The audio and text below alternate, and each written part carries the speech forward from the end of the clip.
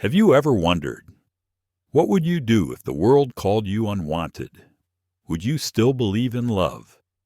Abigail Turner, a quiet woman from the East, was sent west as a mail-order bride, treated like a parcel, not a person. When she stepped off that train, no one came for her. No hand reached out. No voice spoke her name. Only dust, wind, and 1,000 judging eyes. But under that vast Montana sky stood a man, Caleb Monroe, a rancher with a scarred past and a heart he thought had stopped beating for good.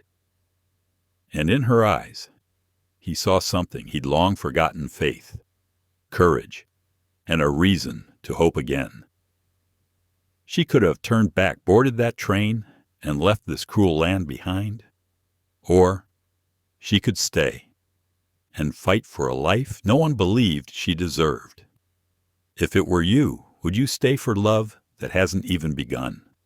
Or walk away to protect what's left of your heart? This isn't just a story about a mail-order bride and a wealthy rancher. It's about two lonely souls finding light in the harshest wilderness, daring to believe that love can bloom even where the earth has burned. Join Frontier Hearts for this unforgettable story of courage, tenderness, and redemption. And if you, too, believe that real love can survive any storm, please like, share, and subscribe to our channel so you never miss a story that speaks straight to the heart. The morning train groaned to a stop beneath a sky the color of pewter. Snow drifted across the platform, thin as ash, and the wind of the Montana plains cut through every layer of wool and hope alike. From the third car stepped Abigail Turner, clutching a small wooden valise and a bundle of dried wildflowers tied with blue ribbon. Her coat was travel-worn, her cheeks raw from cold, but her eyes still carried that fragile glint of belief.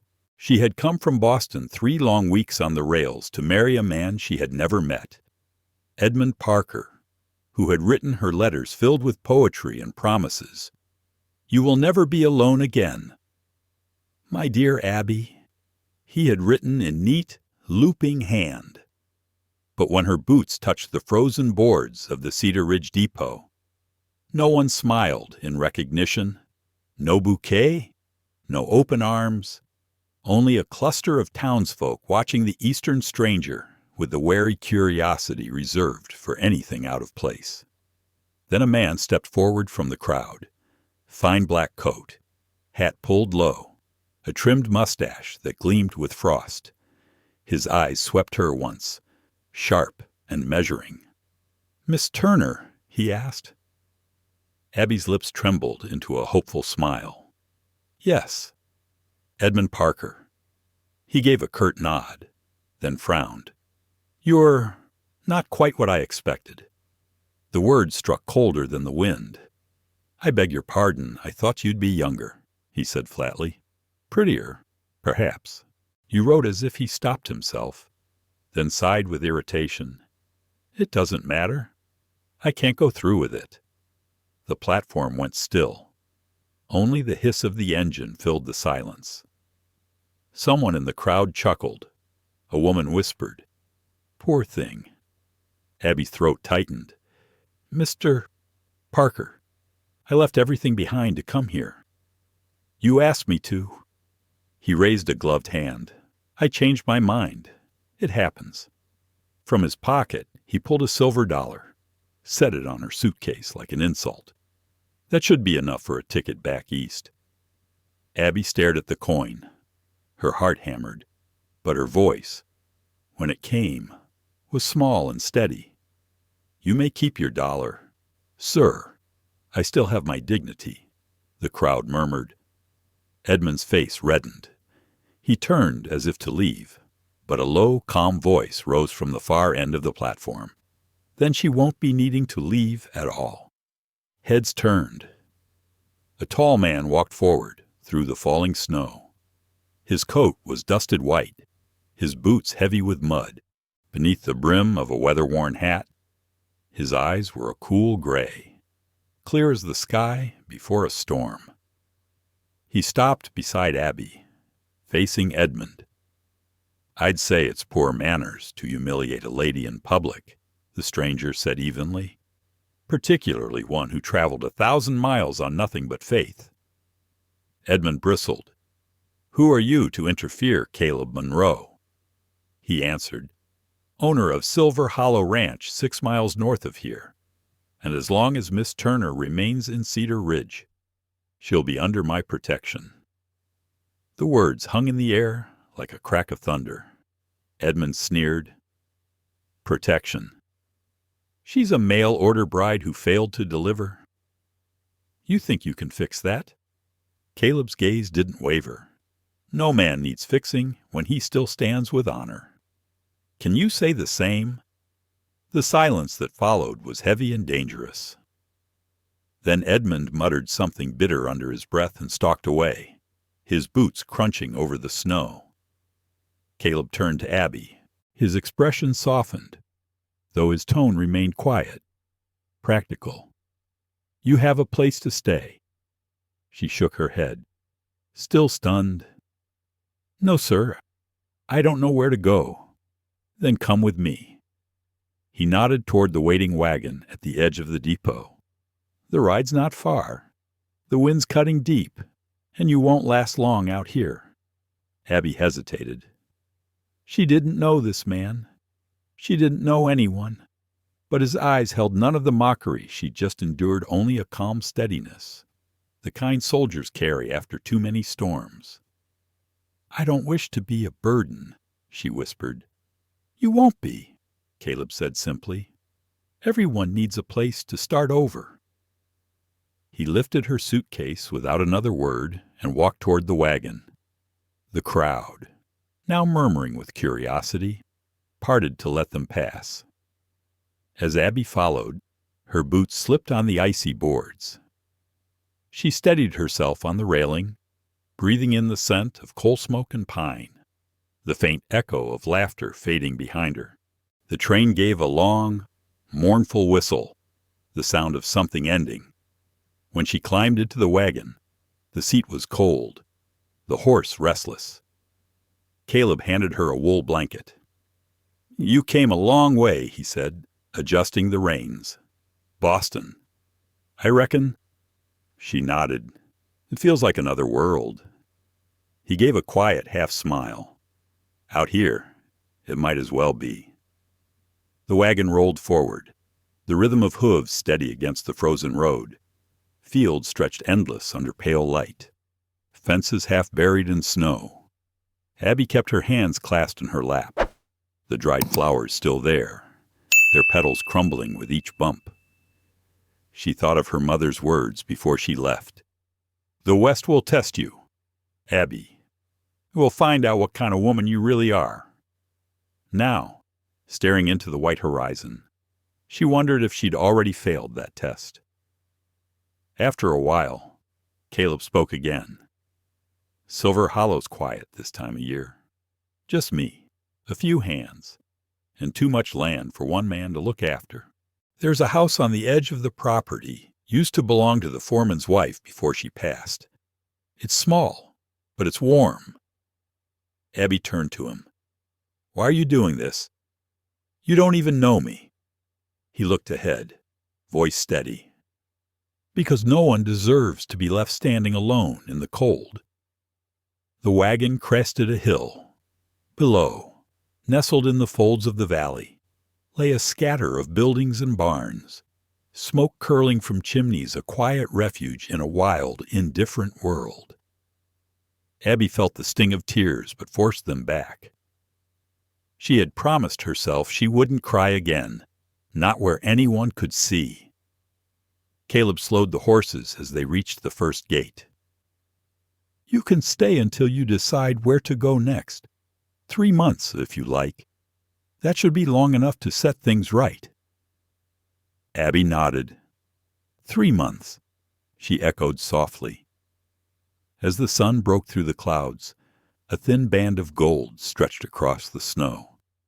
For the first time since leaving Boston, she allowed herself to breathe somewhere deep inside. A tiny spark whispered that maybe, just maybe, her story wasn't over yet. The wagon rattled along the narrow road, its wheels groaning under the weight of frozen mud. The sun had climbed only a hand's width above the ridges, casting long, pale shadows that stretched like reaching fingers across the snow. For a while, neither of them spoke. The only sound was the creak of leather and the steady clop of hooves. Abigail Turner sat wrapped in the wool blanket Caleb Monroe had handed her, her thoughts chasing each other in endless circles. She had imagined the West as a place of beginnings, a land where a woman could become something new. But as she watched the landscape roll past, the truth sank deeper. This world was raw, unyielding, indifferent to her pain.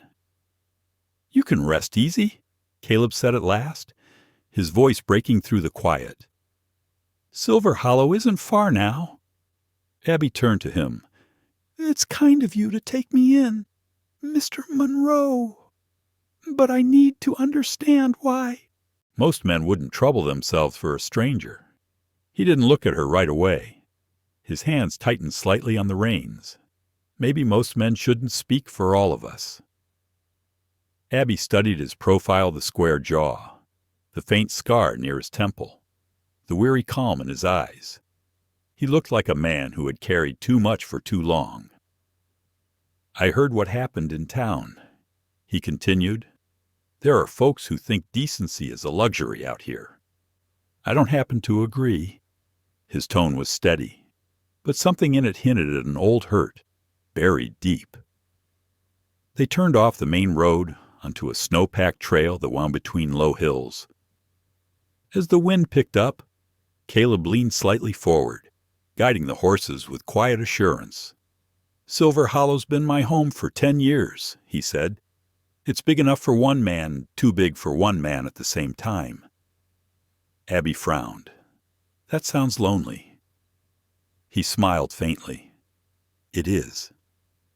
When they reached the ridge, she saw the ranch for the first time, a cluster of wooden buildings huddled at the base of the valley, smoke rising from 2 chimneys. Fenced pastures stretched out on either side, dotted with horses pawing at the snow. Beyond them, pine trees darkened the slopes like sentinels keeping watch. "It's beautiful," Abby said softly. Caleb gave a short nod. "It's home, for better or worse." He drove the wagon into the yard, stopping beside a small cabin set apart from the main house. Its shutters were weathered, the porch half buried in snow, but the window glowed faintly with warmth. "This used to belong to the foreman's wife," he said, climbing down. "She passed 2 winters ago. The stove still works, and there's water from the pump out back. It's not much, but it'll keep you warm." Abby hesitated before taking his hand to step down. Her fingers brushed his glove, and a jolt of awareness ran through her, brief but undeniable. "Thank you," she murmured. He lifted her suitcase from the wagon. "You'll find some wood stacked by the door. I'll send one of the ranch hands to bring more in the morning."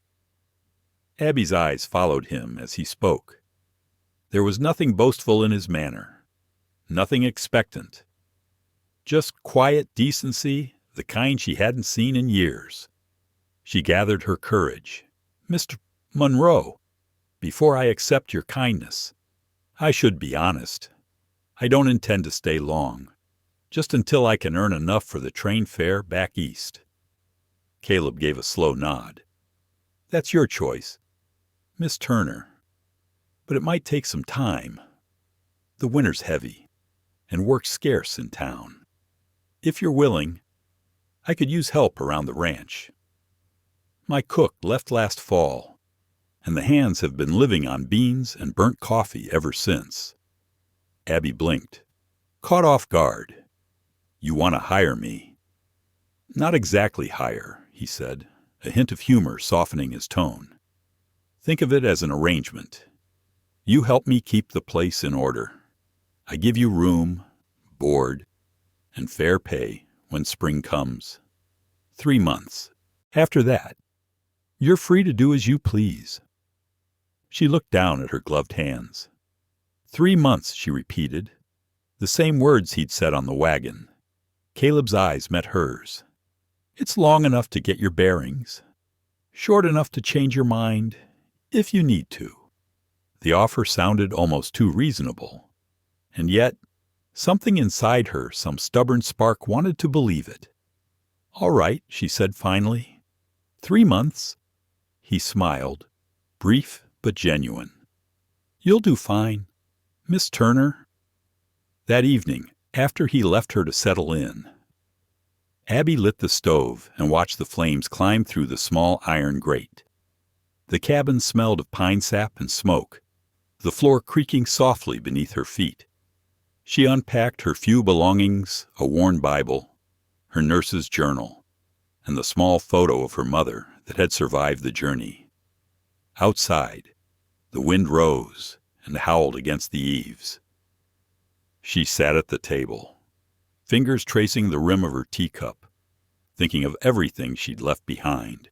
The laughter of Boston streets, the hum of carriages, the steady rhythm of hospital halls, all traded for silence and snow. But somewhere beneath the ache, a new feeling began to stir. Not hope exactly, something quieter. The faint awareness of ground beneath her feet again. The next morning, sunlight spilled over the hills like melted gold. Abby stepped outside, her breath curling in the cold air. Caleb was already in the yard, splitting firewood, his coat open, his movements precise and strong.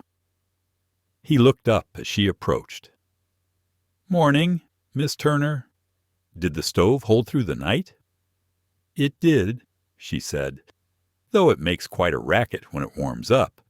He chuckled. "Old stoves and old men both. You just have to be patient with them." She found herself smiling despite the chill. "You don't strike me as old, Mr. Monroe." "Older than I feel," he said, setting down the axe. "Breakfast's in the main house. You're welcome to join if you can stand the company." Inside, the kitchen smelled of coffee and bacon, though the room was too quiet for comfort. 2 ranch hands sat at the table, rough, sunburned men who paused their eating to stare openly at her. Caleb's voice cut through the silence. "This is Miss Turner. She'll be helping around the place for a while." One of the men nodded. The other just grunted. Abby inclined her head politely, pretending not to notice their smirks. As they ate, she felt Caleb's gaze flick toward her, now and then, not intrusive, just watchful, like a man making sure a skittish horse didn't bolt. When she thanked him after breakfast, he said simply, "Work starts early here, but you don't have to prove anything to anyone. Miss Turner, just do what you can." She nodded. "I'm used to long days." He studied her for a moment. "I don't doubt that." Outside again, the ranch spread before her fences. Barns, the steady rhythm of men and animals against a vast, untamed land. It was nothing like the life she'd known.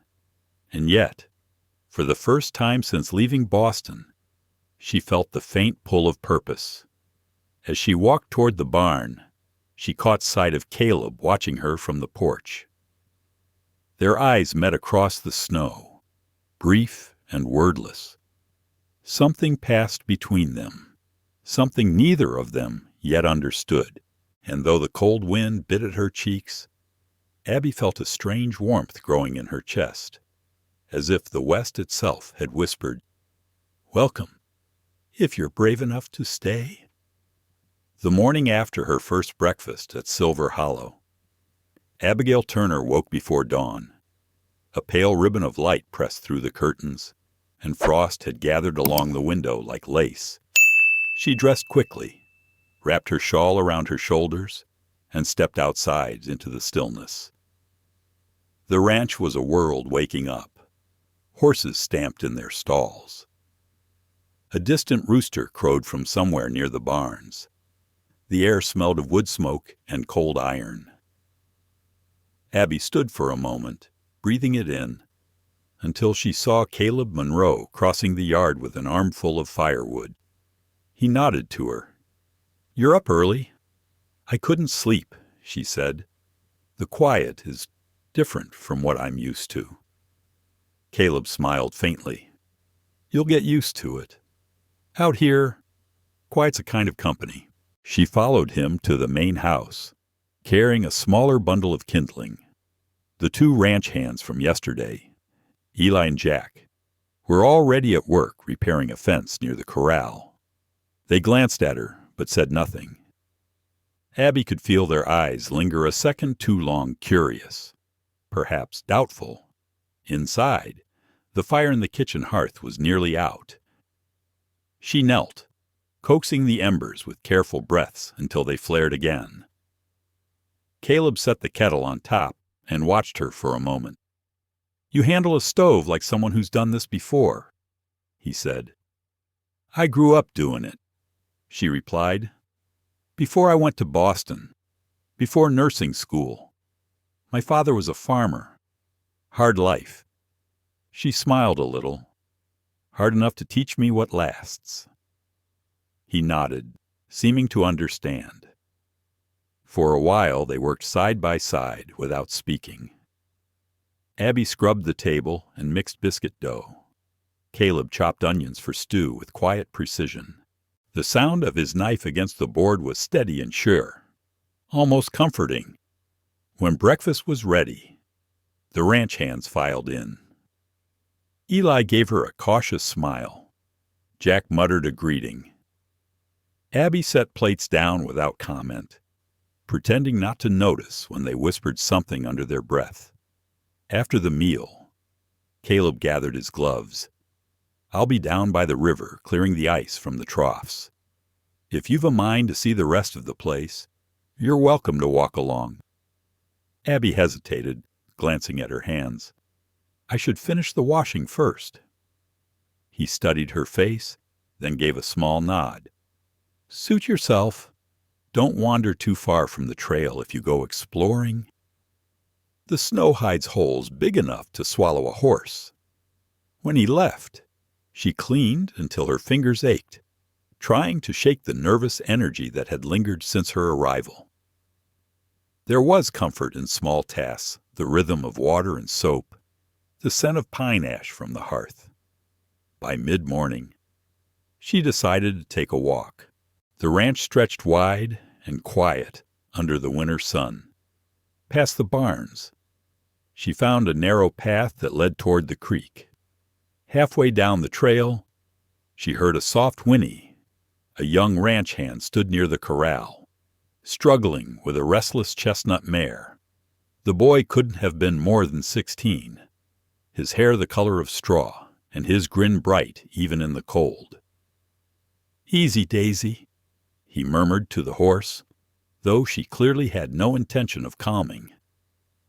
Abby approached slowly. "She doesn't trust your tone," she said. He turned, startled. "Oh, you must be Miss Turner. Mr. Monroe said you'd be helping around the place." She nodded, stepping closer. "What's your name, Tommy Lane?" He grinned again. "I usually just muck the stalls, but Mr. Monroe lets me help with the horses when they'll let me." Abby reached out and touched the mare's neck gently, whispering something under her breath. The horse's breathing slowed. Tommy blinked. "How'd you do that?" "I used to help my father with the animals," she said. "They don't understand words, but they understand calm." The boy's admiration was plain. "Mr. Monroe's gonna like you. Miss Turner, not many folks can get near Daisy without losing a finger." She laughed softly. "Let's keep that our secret." For the first time since she'd arrived, she felt herself relax. The crisp air, the snow glittering on the fence rails, the quiet rhythm of the ranch. It was harsh, but it was real. By afternoon, Clouds began to gather in the west. Caleb returned from the river, his coat damp, his hands red from cold. "Storm coming," he said. "We'll need to check the roofs before nightfall." Abby helped carry in supplies, working alongside Tommy. The boy chattered endlessly about the ranch, about how Caleb had once broken a wild stallion no one else could touch, about how the man could fix a fence faster than any foreman. "He's strict sometimes," Tommy said, "but he's fair. He saved me from the orphanage last spring. Said a ranch hand's better than a lost boy." Abby smiled. "He sounds like a good man." Tommy shrugged. "Good. Sure. But lonely. Don't tell him I said that." Later, when the snow began to fall again, Caleb came to check on her cabin. He knocked once before stepping in. "Everything all right here?" "Yes," she said, setting down the mending she'd been doing. "I think the stove's getting friendlier." He smiled. "That stove's older than half the men on this ranch. You've done well with it." His gaze drifted to the table, where a small vase now held the brittle remains of her dried wildflowers. "You kept those," he said quietly. "They're all I had left from home," she answered. "I couldn't throw them away." He nodded, his expression unreadable. Then, after a pause, he said, "I lost someone once. My wife, Clara. Fever took her 3 winters back." Abby's heart clenched. "I'm sorry." He shrugged, eyes fixed on the fire. "Some things you don't get over. You just learn how to keep moving." They sat in silence for a long moment, the only sound the crackle of the fire and the wind pressing against the window panes. Abby understood then that this ranch was not just his livelihood, it was what kept him standing. When he rose to leave, he added quietly, "You're doing fine here. Miss Turner, don't let the men bother you if they look twice. They'll come around once they see you mean business." She smiled. "I've faced worse than curious looks. Mr. Monroe." "I don't doubt that," he said, tipping his hat, after he left. Abby stared into the fire. The flickering light danced across the walls, and for the first time in months, she felt something close to peace.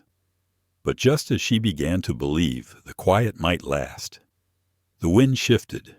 In the distance, thunder rolled not from the sky, but from hooves pounding across frozen ground. Tommy burst through the door, breathless. "Miss Turner." "One of the fences broke near the creek. 2 steers got loose.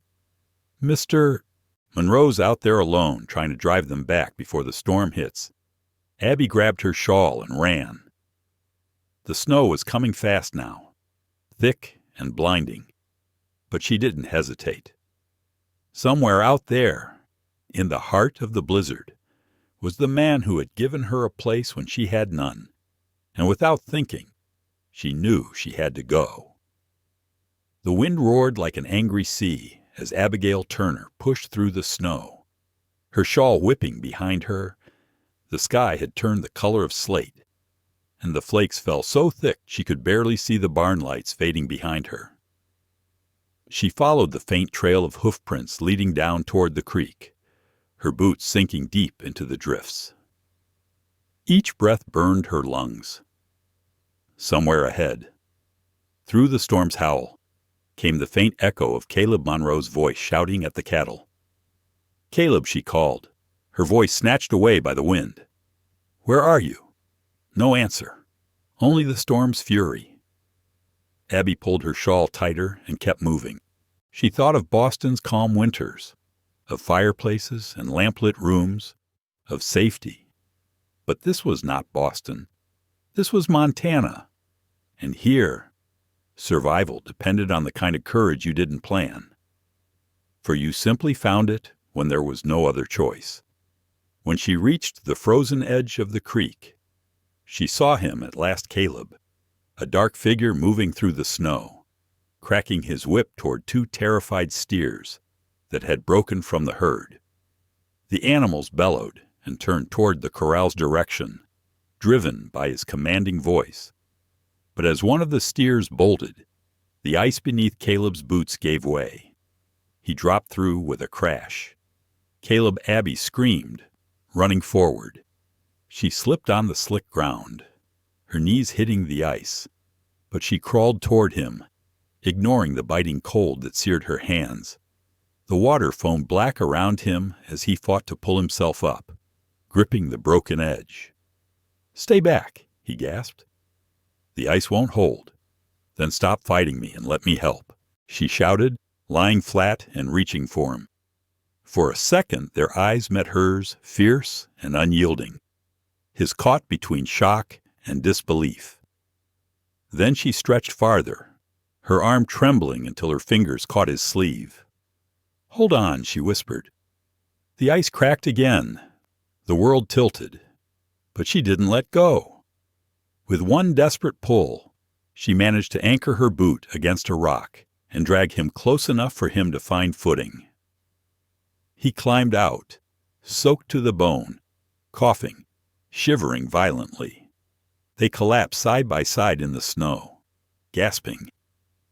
Abby tore off her shawl and pressed it against his shoulders, but it was already heavy with wet snow. "Are you mad?" he rasped, his teeth chattering. "You could have gone under, too." "Maybe," she said between breaths. "But then who would have pulled you out?" He turned his head toward her, the faintest smile tugging at his lips despite the cold. "You don't listen well, Miss Turner." "Only to people who deserve it," she shot back, her tone softening. The storm raged around them, swallowing sound. Abby could see that his fingers were turning pale. Without thinking, she took his hand and rubbed it between her own. "We need to get you inside. You'll freeze." He shook his head weakly. "Cattle first." She stared at him. "They're safe." "You're not." He tried to rise, but his legs buckled. Abby ducked under his arm, bracing his weight. He was heavier than she expected, solid as the earth itself. But she pushed forward step by step, guiding him toward the barn lights glimmering faintly through the white haze. By the time they reached the door, Tommy Lane was running toward them, eyes wide. "Mr. Monroe, Miss Turner, help me get him inside," Abby ordered. Between them. They dragged Caleb to the tack room where the air was warmer from the lanterns and the horse's breath. She stripped off his wet coat and tossed it aside. Grabbing a wool blanket from the hook, Tommy hovered nervously. "Should I fetch the doctor?" Abby said firmly. "He's too far. I was a nurse once. I can handle this." She knelt beside Caleb, whose lips were blue, his eyes glassy but still alert. He tried to speak, but she pressed a finger to his lips. "Don't. Just breathe." She wrapped the blanket around his shoulders and rubbed his arms briskly to bring the color back. When his shivering began to ease, she lifted her gaze to meet his. "You could have died out there," she said softly. He gave a faint shrug. "Would have been a fool's death, but at least the cattle are safe." Abby shook her head, frustration rising with her relief. "You risked everything for animals, Mr. Monroe. You think the ranch would mean anything if you weren't alive to see it." His expression softened. "It's all I have left, Miss Turner. When you lose enough, you start holding too tight to what remains." Her heart tightened. She could hear the pain beneath his calm voice, the ghost of a life that had been torn from him. "Maybe," she said quietly, "but sometimes you have to open your hands again, or you'll never feel warmth." He studied her, eyes flickering with something she couldn't quite name. "You talk like someone who's lost too." She looked away. "I have." For a moment, silence settled between them, heavy but not uncomfortable. The wind howled against the barn, but inside, the world seemed to shrink to just the two of them and the slow rhythm of his breathing. When Tommy returned with more blankets and a pot of coffee, Caleb managed to sit upright. He took a sip and gave a low sigh. "Remind me never to argue with Miss Turner again," he muttered, earning a small laugh from the boy. Abby smiled, though exhaustion was beginning to weigh on her. She touched Caleb's forehead lightly. "You'll live, but you need rest. No more heroics until the thaw." "Understood." "Yes, ma'am," he said dryly, eyes glinting. That night, the storm battered the ranch until the world outside vanished completely. Abby stayed in the tack room, refusing to leave him alone. She sat near the stove, mending one of the torn blankets while Caleb dozed fitfully on a cot. Once, near midnight, he stirred and spoke her name. "Abby?" She turned. "I'm here." He opened his eyes halfway, his voice rough. "You didn't have to come after me." "I know," she said gently, "but you would have done the same." He smiled faintly and fell back asleep. When dawn finally came, the world outside was blanketed in white. The storm had passed, leaving the air sharp and still. Abby stepped out of the barn, the cold biting her cheeks, and looked across the valley. The fences were buried, the hills silent. Yet somewhere beneath the snow, life waited quiet, stubborn, unbroken. Behind her, Caleb appeared at the doorway, wrapped in his coat, pale but standing. "You should get some rest." "Miss Turner? So should you," she replied. He glanced toward the horizon. "I'm grateful, Abby, for last night." She met his eyes. "You'd have done the same." He shook his head slowly. "Maybe, but I wouldn't have had the courage you did." Before she could answer, Tommy came running across the yard, waving a letter in his hand. "Mr. Monroe. It's from town. Mr. Silas Crow sent word. Says he needs to see you about the ranch debts." The warmth in Caleb's eyes dimmed. He took the letter, jaw tightening. Abby watched him, sensing a new kind of storm brewing, one made not of snow, but of secrets and pride. Whatever peace the night had brought was about to be tested again. By mid-morning the sky had cleared, and the snow glittered under a hard blue light. The storm had left its mark across Silver Hollow broken fences, toppled troughs, and drifts as tall as a horse. Caleb Monroe stood on the porch, the unopened letter from Silas Crow still in his hand. Abigail Turner watched him from the yard as she swept snow from the steps. He looked calm, but she could see tension in his shoulders, the way his fingers tightened around the paper. "Bad news?" she asked quietly. Caleb glanced at her, then back toward the distant line of the mountains. "No news from Crow ever comes without a price." Tommy trotted up from the barn, pulling on his gloves. "If you're going into town, I'll saddle the bay." "I'll go with you," Abby said before she thought better of it. Caleb hesitated. "Town's not much of a place for a lady on a good day. After that letter, I'm not sure this is one. I can take care of myself," she said. "Besides, I could use supplies for the kitchen. Flour, salt, coffee." His mouth twitched. Not quite a smile. "You've a stubborn streak. Miss Turner." "So I've been told." He nodded once. "All right, but stay close." The road to Cedar Ridge was rough with frozen ruts, but the air smelled fresh, sharp with pine.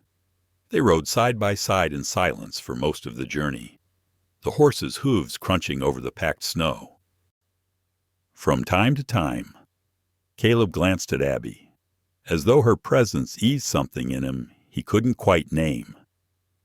When the town came into view, a scatter of wooden buildings pressed along the river bend, it looked almost peaceful. But the peace was only surface deep. Cedar Ridge had a way of watching strangers too long and talking when backs were turned.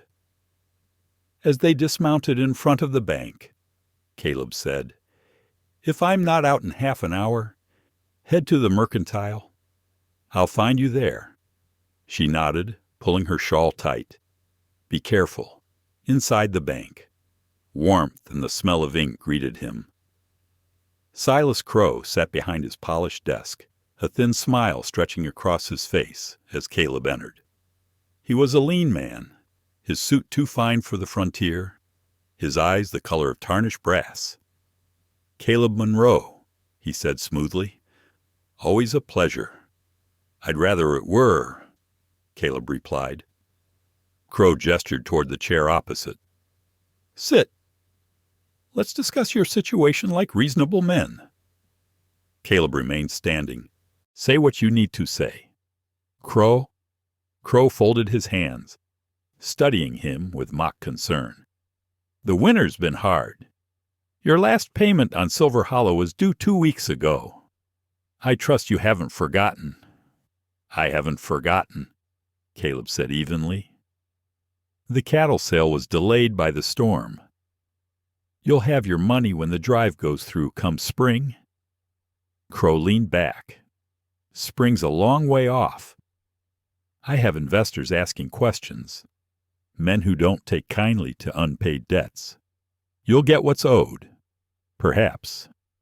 Crow's smile deepened. "But there's another matter. People in town have been talking about your new house guest."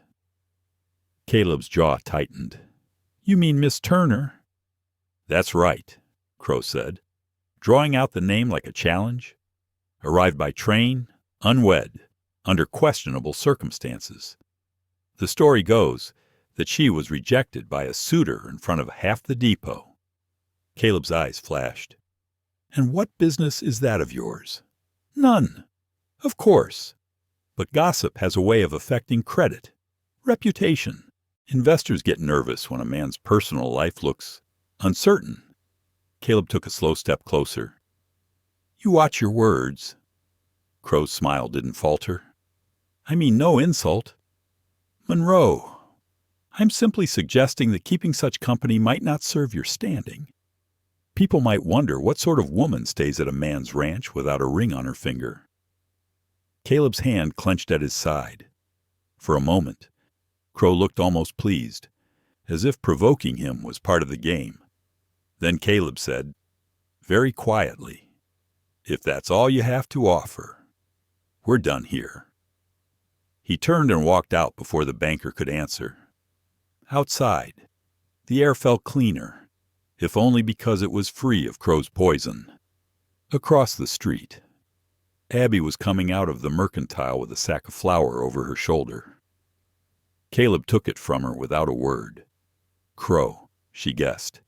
He didn't make it easy. He never does. They walked toward the wagon.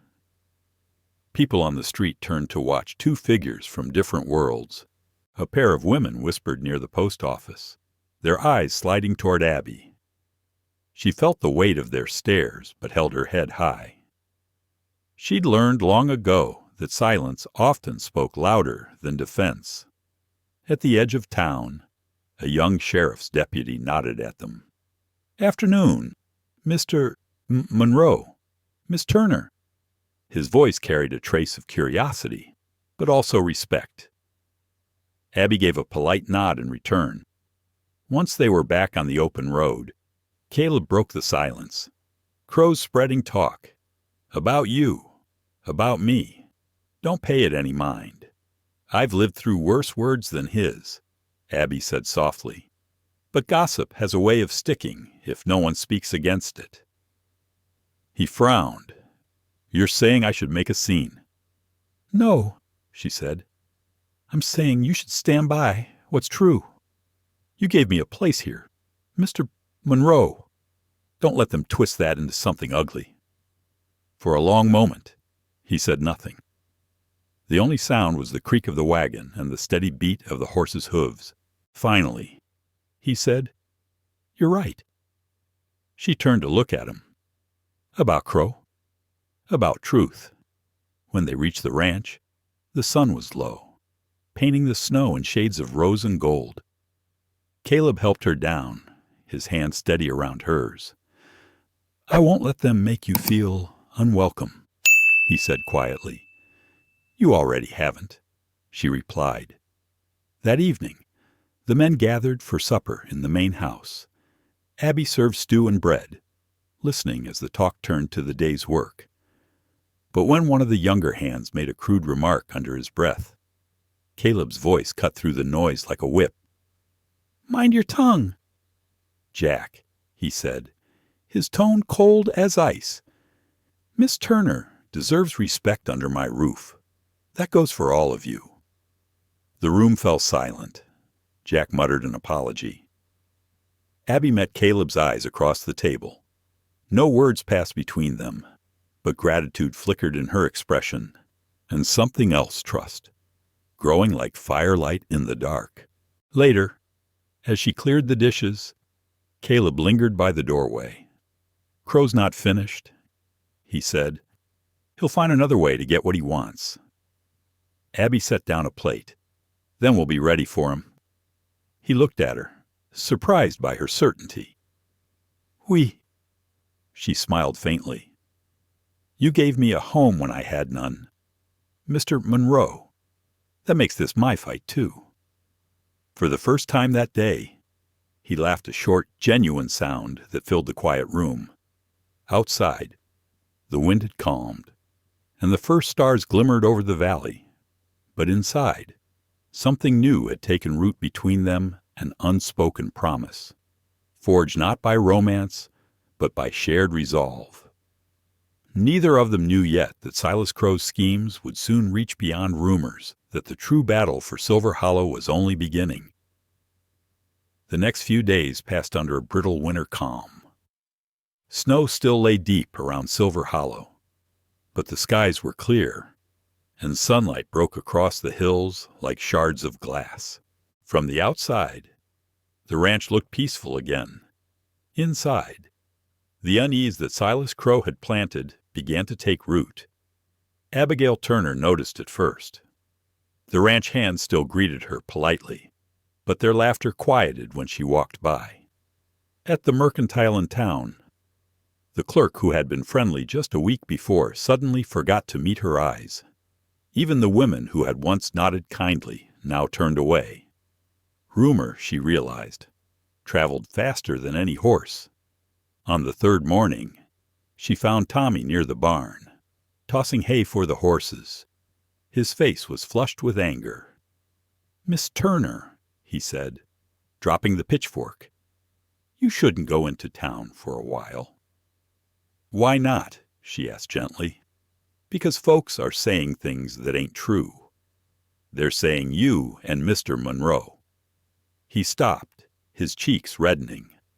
"They say you're living here like a wife who never got a ring." Abby went still. She had expected whispers, but hearing them aloud sent a sharp ache through her chest.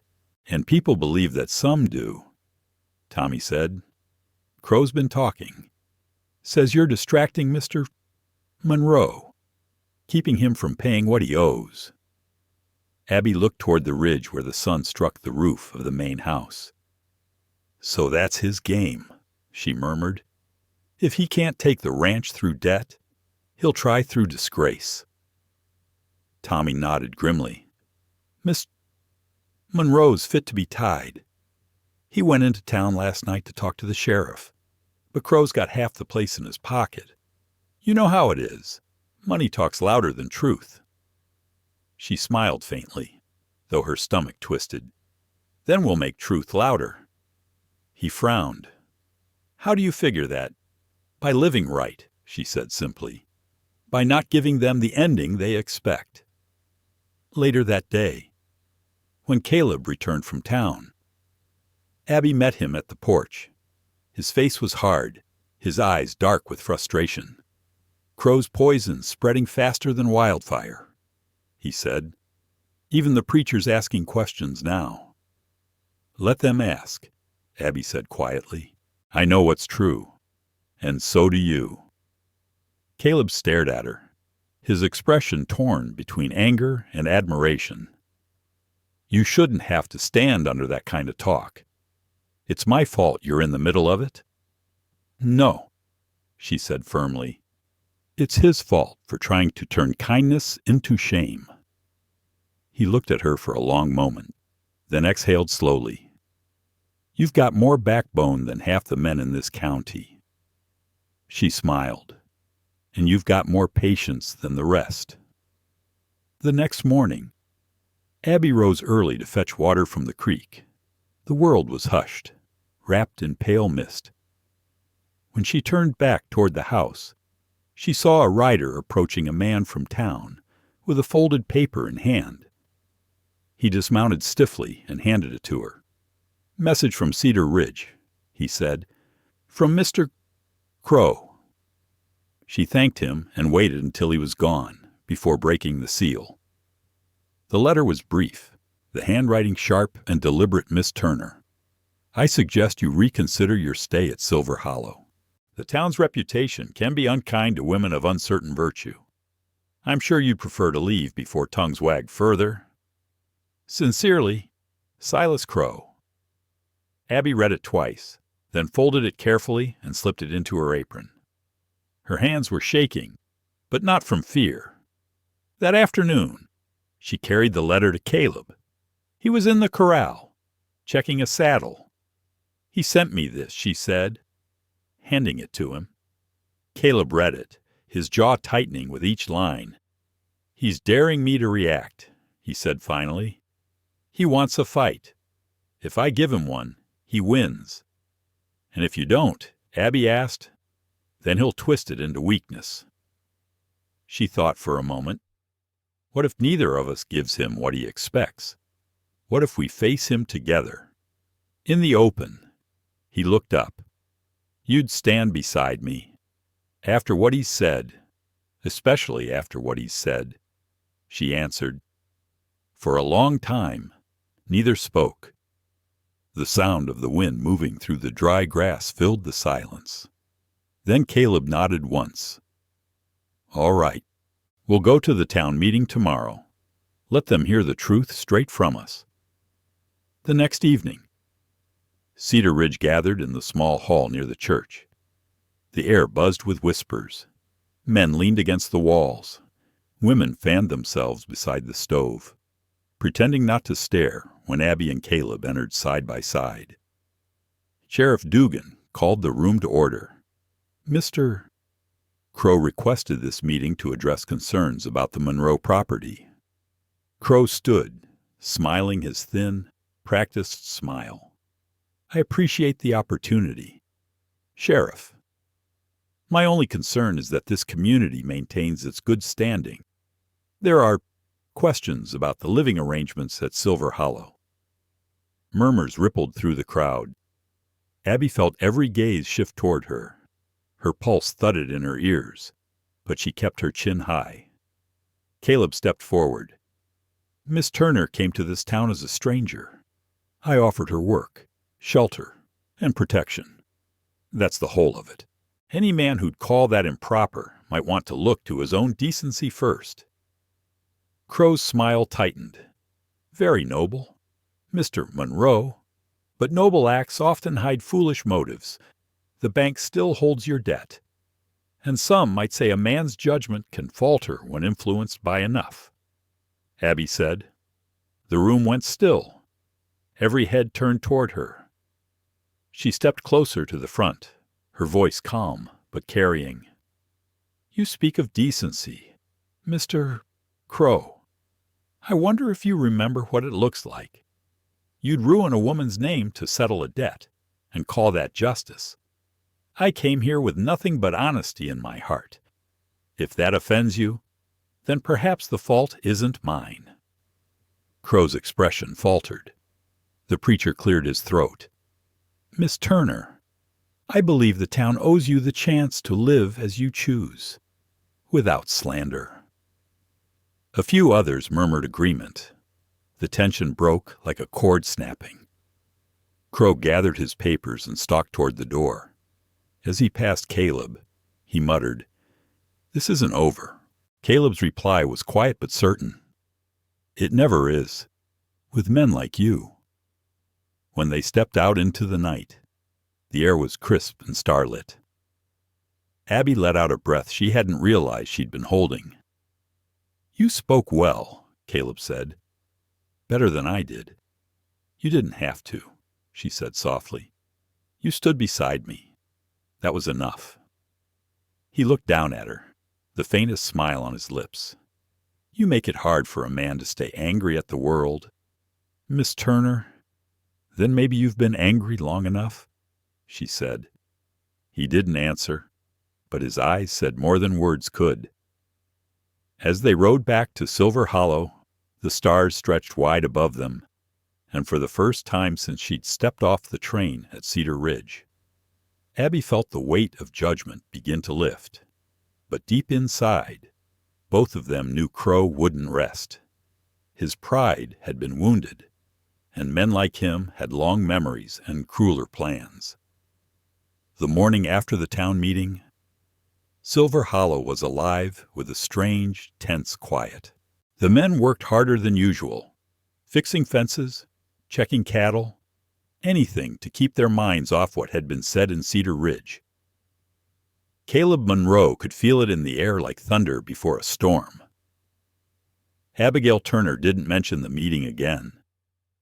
She moved through her chores with calm purpose, refusing to let shame or rumor dictate her place. But when she caught one of the hands muttering something crude under his breath, Tommy was quicker than she to respond. "Say that again," the boy snapped, stepping between her and the man. The hand raised his palms. "Easy there, kid. I was just talking." "Then maybe talk where your boss can't hear you," Tommy shot back. Caleb appeared at the barn door just as the man slunk away. He gave Tommy a nod of quiet approval, but Abby caught the flicker of worry behind his eyes. That evening, when the chores were done, Caleb walked down to the creek alone. The ice had started to melt along the edges, revealing dark water that ran swift and cold beneath.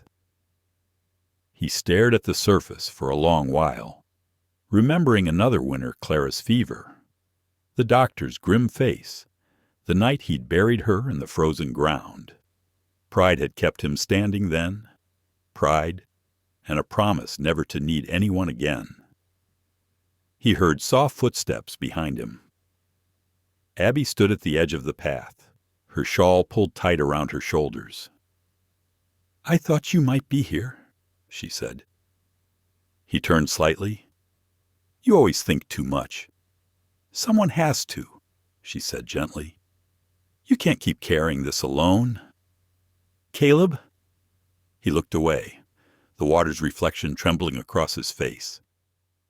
"This ranch is all I have left to show that I didn't fail her." "You didn't," Abby said quietly. "Losing someone isn't failure.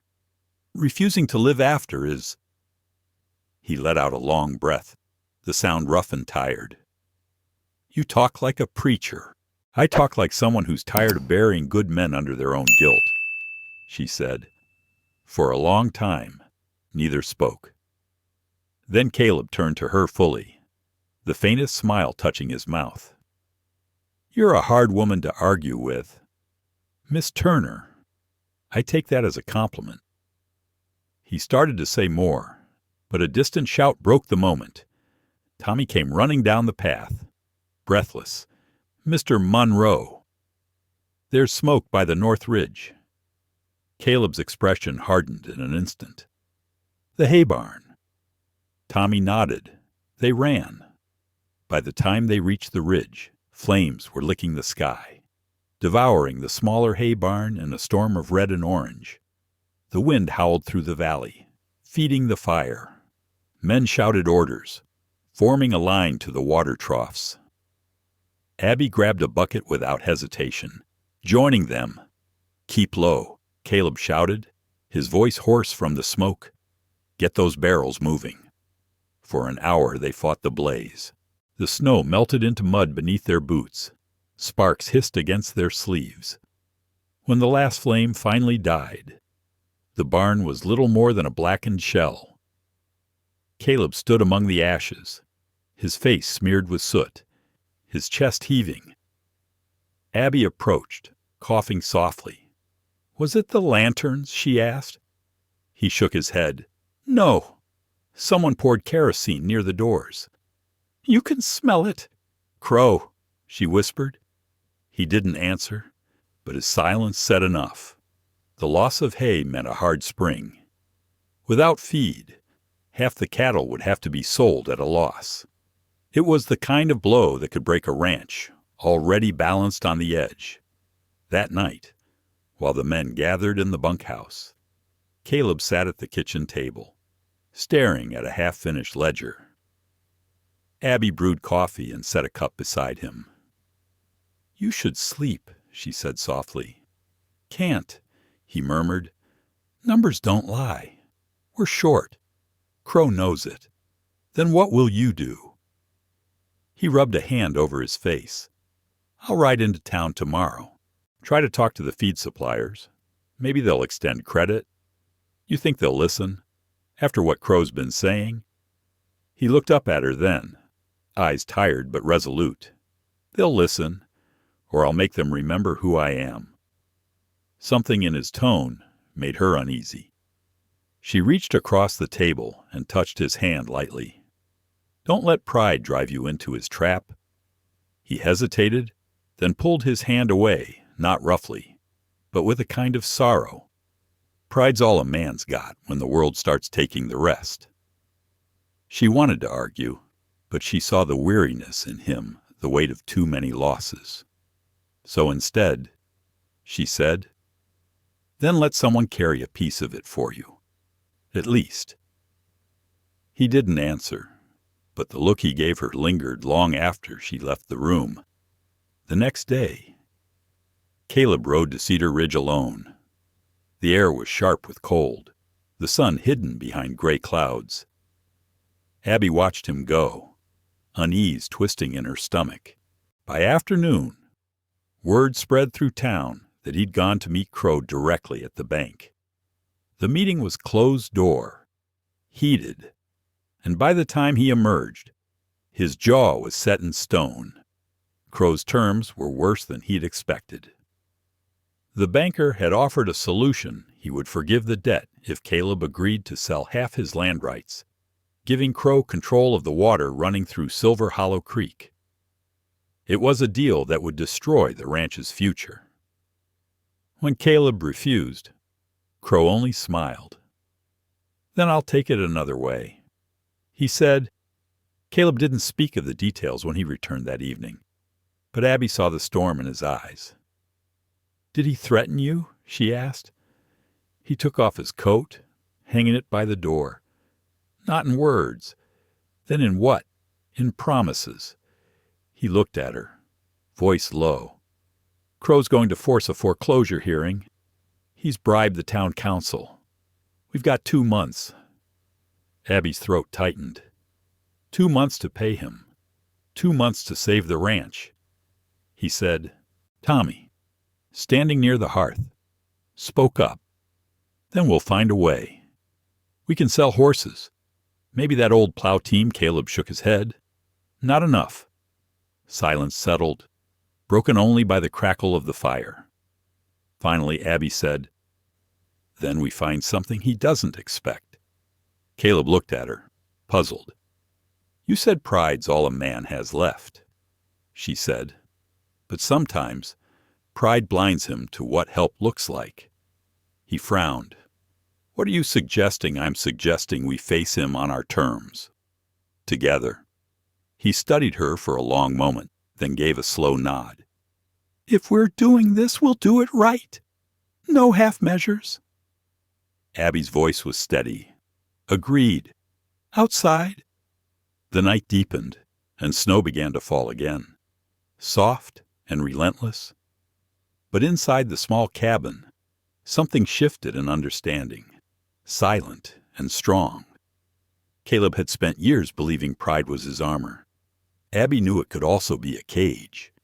And before spring came, both would learn what it truly cost to be free of it. The next morning dawned gray and cold, a thin mist curling over the hills. The fire in the hearth had burned low, and the cabin was still except for the faint rattle of wind against the window.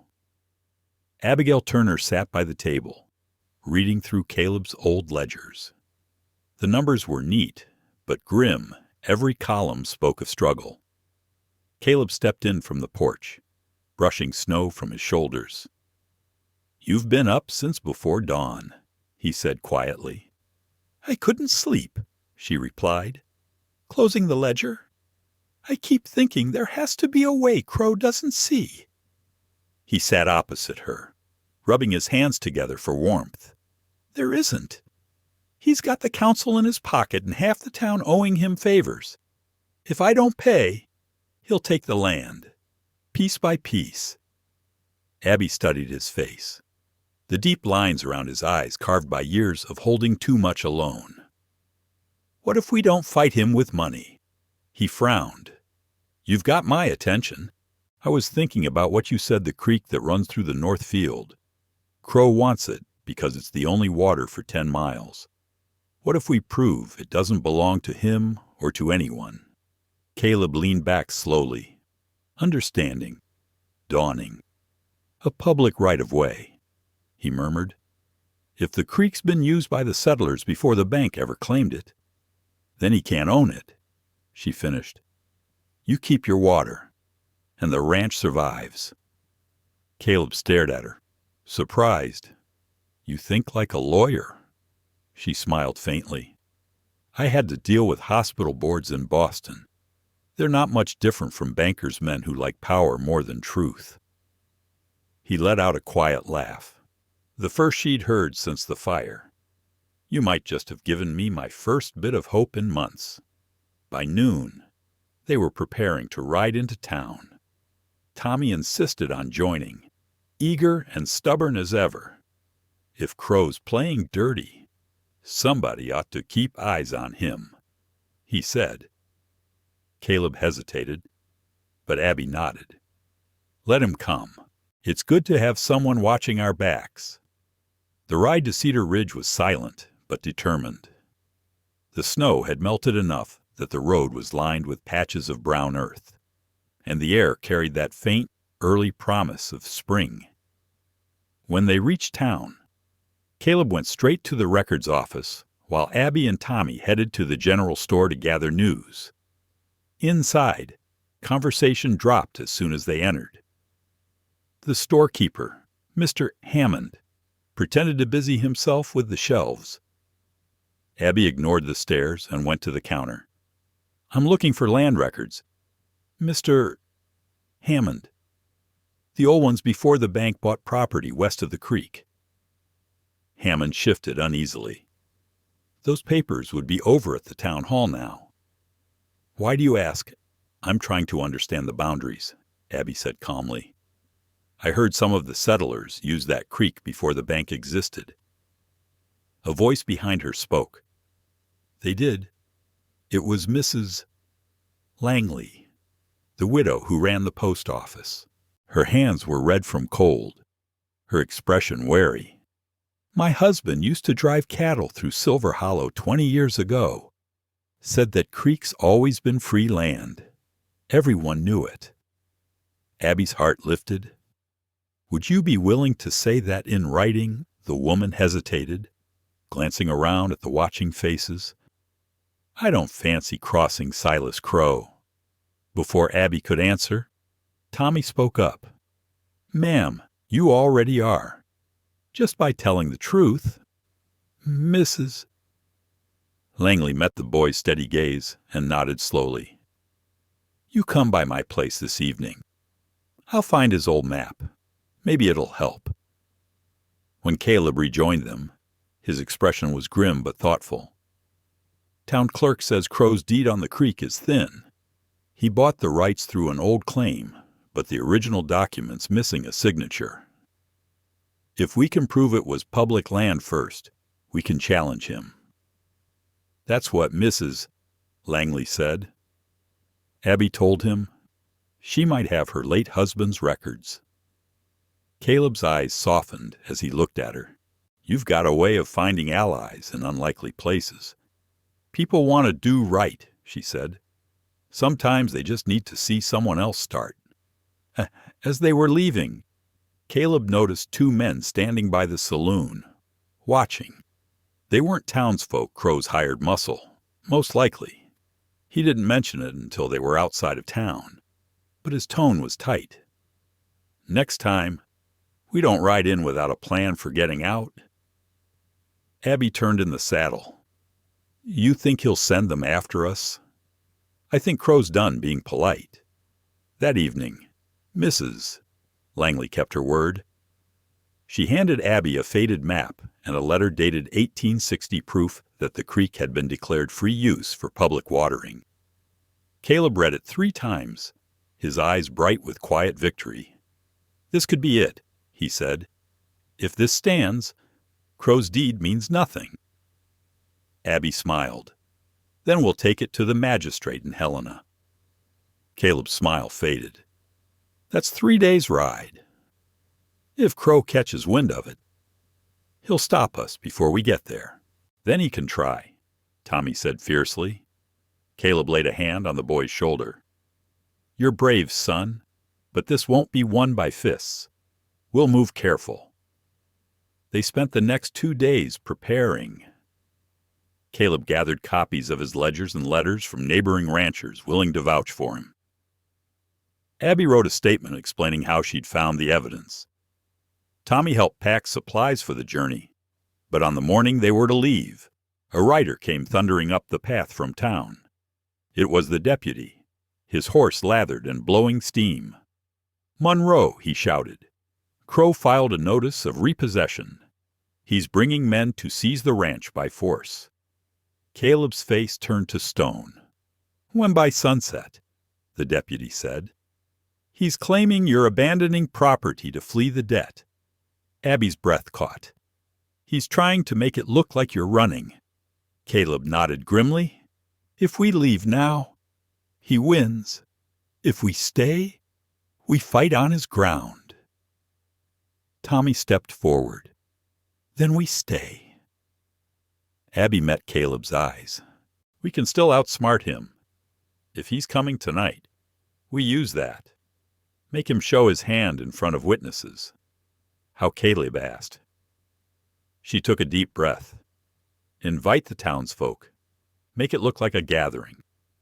Thank them for standing by you after the fire. Crow won't be able to resist showing up to gloat. When he does, we show everyone the proof. Caleb studied her for a long moment. Then, slowly, he nodded. You've got a dangerous mind. Miss Turner, it's the only kind that survives out here, she said with a small smile. By afternoon, word had spread, lanterns hung from the porch, and the men cleared space in the yard. The air grew heavy with anticipation as wagons began to arrive, neighbors curious to see what Silver Hollow would do next. As dusk fell, the sound of hooves thundered up the trail. Silas Crow appeared on horseback, flanked by 2 armed riders. His smile was thin as ever. Fine night for a farewell. Monroe, he said. Caleb stepped forward calmly. Not farewell.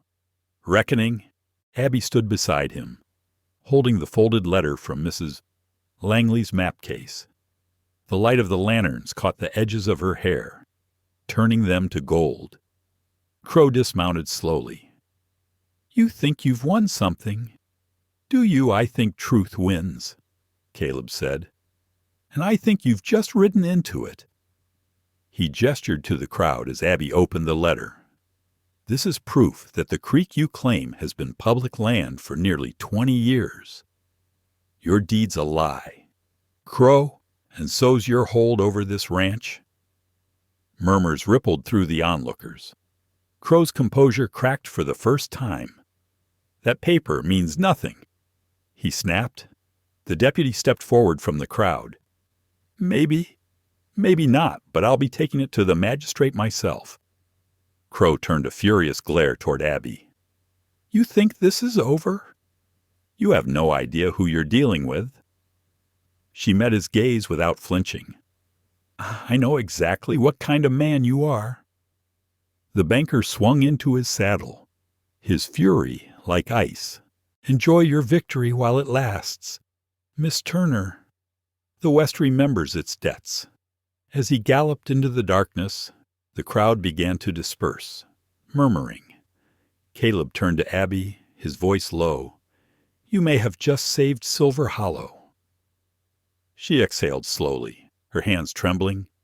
Maybe for now. He smiled faintly. For now's good enough. And as the stars rose over the valley, the two of them stood side by side, tired, covered in dust and ash, but still unbroken. For the first time in months, hope felt real again. The night after Crow's humiliation was eerily quiet. The ranch hands celebrated softly by the fire, the tension of weeks melting into tired laughter. Abby poured coffee for the men, her movements calm, but her eyes restless. She knew better than to trust silence. It was rarely peace. More often, it was warning. Caleb stood outside the bunkhouse, watching the snow glimmer under a waning moon. The stars were sharp and clear, but the air carried a strange heaviness, like the world was holding its breath. He'd seen that kind of stillness before, on the battlefield years ago, just before something terrible broke loose. Tommy joined him on the porch, chewing on a piece of jerky. You think he's gone for good? Caleb didn't answer right away. Men like Crow don't walk away from losing. They wait. Tommy shifted, unease flickering across his face. Then maybe we should keep watch tonight. Caleb gave a faint nod. Post shifts, 2 hours each. Tell Eli to keep the rifle loaded. Inside the cabin. Abby sat by the hearth mending a torn sleeve from Caleb's coat. The smell of wood smoke mixed with the faint scent of pine soap she'd used earlier. When Caleb stepped in, his boots soft against the floorboards, she looked up. You haven't slept, she said quietly. Neither have you. He took the chair across from her, staring into the flames. The ranch feels different tonight, like it's waiting for something. Abby set the mending aside. You think he'll come back? I know he will. There was a long silence between them. The fire crackled, throwing gold light across his face. Abby wanted to say something, anything, that would soften the shadow in his eyes. Instead, she reached for the kettle and poured him coffee. You've been fighting for this place for so long, she said softly.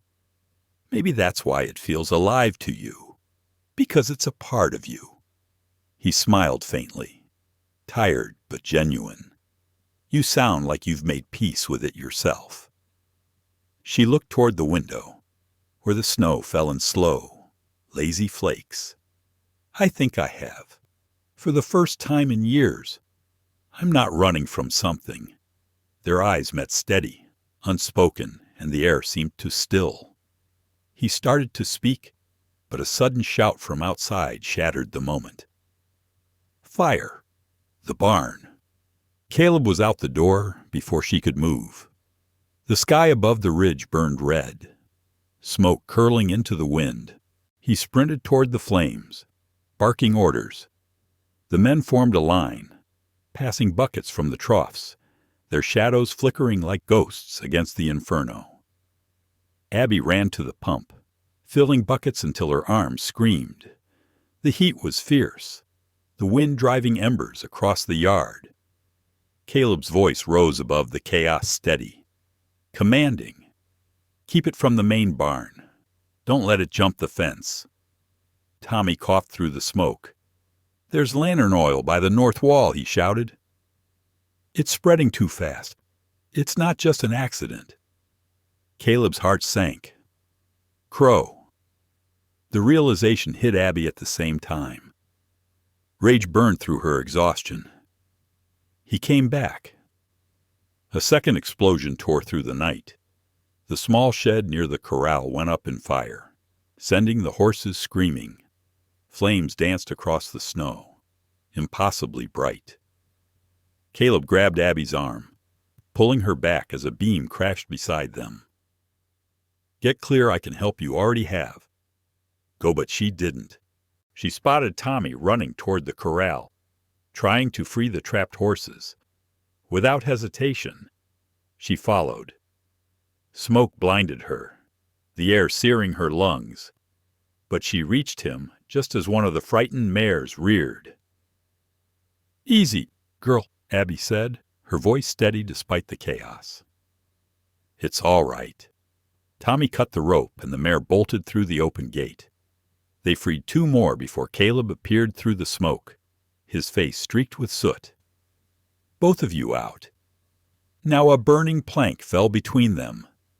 Caleb jumped across, caught Abby by the arm, and dragged her toward the door. She stumbled once, but he kept hold, his grip unyielding. When they burst into the cold night air, the fire had begun to die, the men's frantic efforts finally forcing it back. The smaller barn was lost, but the main house still stood.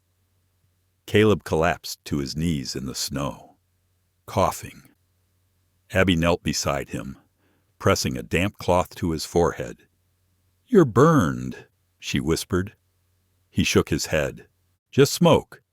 But she could see the blisters forming along his arm where the sleeve had burned through. "You're not fine," she said sharply. "You need tending." He tried to protest, but she was already pulling him toward the cabin. Inside, she cleaned the wounds with careful hands, her movements quick but gentle. He winced once, then looked at her. "You shouldn't have gone back in there, and you shouldn't have gone through a fire for a herd of horses." She shot back, her voice trembling. "But here we are." Their eyes met again, tired, fierce, alive. Outside, the wind moaned through the valley. Inside, the cabin glowed warm, fragile against the darkness. "After a long moment," Caleb said quietly, "Crow's done hiding. He wanted this to send a message." Abby finished bandaging his arm. "Then we'll send one back." He studied her, his eyes dark and thoughtful. "You're not afraid of him?" "I've seen men worse than him," she said softly. "They always fall the same way when they underestimate someone who refuses to break." He smiled faintly, the corner of his mouth lifting. "You talk like you've lived a dozen lives." "Maybe I have," she said, "each one leading here." For a moment, neither of them spoke. The fire crackled gently, casting shifting light across the room. Caleb reached for her hand without thinking, his rough fingers brushing hers. "I don't know what I'd have done if you hadn't come here," he said quietly. Abby's throat tightened. "You'd have survived. You always do." He shook his head. "Surviving isn't the same as living." The words hung between them, heavy and honest. Then, as if realizing how much he'd said, Caleb stood and moved to the window. "Crow's gone too far this time," he said, his voice steady again. "We'll ride to Helena in the morning. I'll make sure the magistrate hears what he's done." "You won't go alone," Abby said. He turned back to her, and something in his expression softened a quiet acceptance of the truth they'd both been avoiding. "No," he said finally, "not anymore." Outside, dawn crept slowly across the valley, painting the ashes silver. The barn still smoked, but the ranch stood. Silver Hollow had been wounded, but not beaten, and neither had they. As the first light touched the horizon, Caleb looked toward it and murmured, almost to himself, "Let him come again. Next time, we'll be ready." And beside him, Abigail Turner, who had come west seeking peace and found something far fiercer, nodded once. Because now, it wasn't just his fight, it was theirs. The dawn after the fire rose pale and cold, its light glinting off the blackened remains of the barn. The smell of smoke still lingered in the air. Snowmelt ran in thin streams across the yard, washing away ash, but not the memory of the night before. Abby Turner stood by the fence, watching the sun climb. She had barely slept, yet her mind was clear. The ranch had survived, but Silas Crow's attack had stripped away all illusion. This was no longer about money or pride. It was war. Behind her, the cabin door opened. Caleb stepped out, his arm bandaged but steady, his expression grim and focused. "The horses are ready," he said. "We leave within the hour." Abby turned to him. "You're sure about this?" He nodded. "If we don't reach the magistrate in Helena first, Crow will twist the story again. I won't give him that chance." "Then I'm coming," she said simply. He studied her, as if weighing the cost of arguing. Then, quietly, "I know better than to tell you no." Tommy came running from the barn with 2 saddlebags slung over his shoulder. "I packed jerky, bread, and coffee," he said, "and extra cartridges, just in case." Caleb's brows lifted. "You're not coming, Tommy?" The boy froze. "But no." Caleb's voice was firm. "Someone needs to stay and watch the ranch. If Crow sends anyone back, I trust you to protect what's here." Tommy hesitated, then gave a small, solemn nod. Yes, sir." When they finally set out, the road was slick with melting snow. The air smelled of thawing earth and pine. Abby rode beside Caleb, wrapped in her heavy coat, the wind tugging at the edge of her scarf. For a long time, neither spoke. The landscape stretched wide and empty around them, endless ridges fading into the horizon. After an hour, Abby broke the silence. "When was the last time you went to Helena?" 4 years, Caleb said. "Before Clara passed." His tone was steady, but the name hung between them like a ghost. Abby said nothing, sensing the memory pressing at him. "She loved the city," he added after a moment. "The theaters, the music. I thought I hated it. Too crowded, too loud. But when she smiled there, I didn't mind." Abby looked down at her reins. "It sounds like she was someone who made the world lighter." "She was," Caleb said softly, "until she wasn't here to do it anymore." The pain in his voice was quiet, but it carried years of weight. Abby wanted to reach for his hand, but she didn't.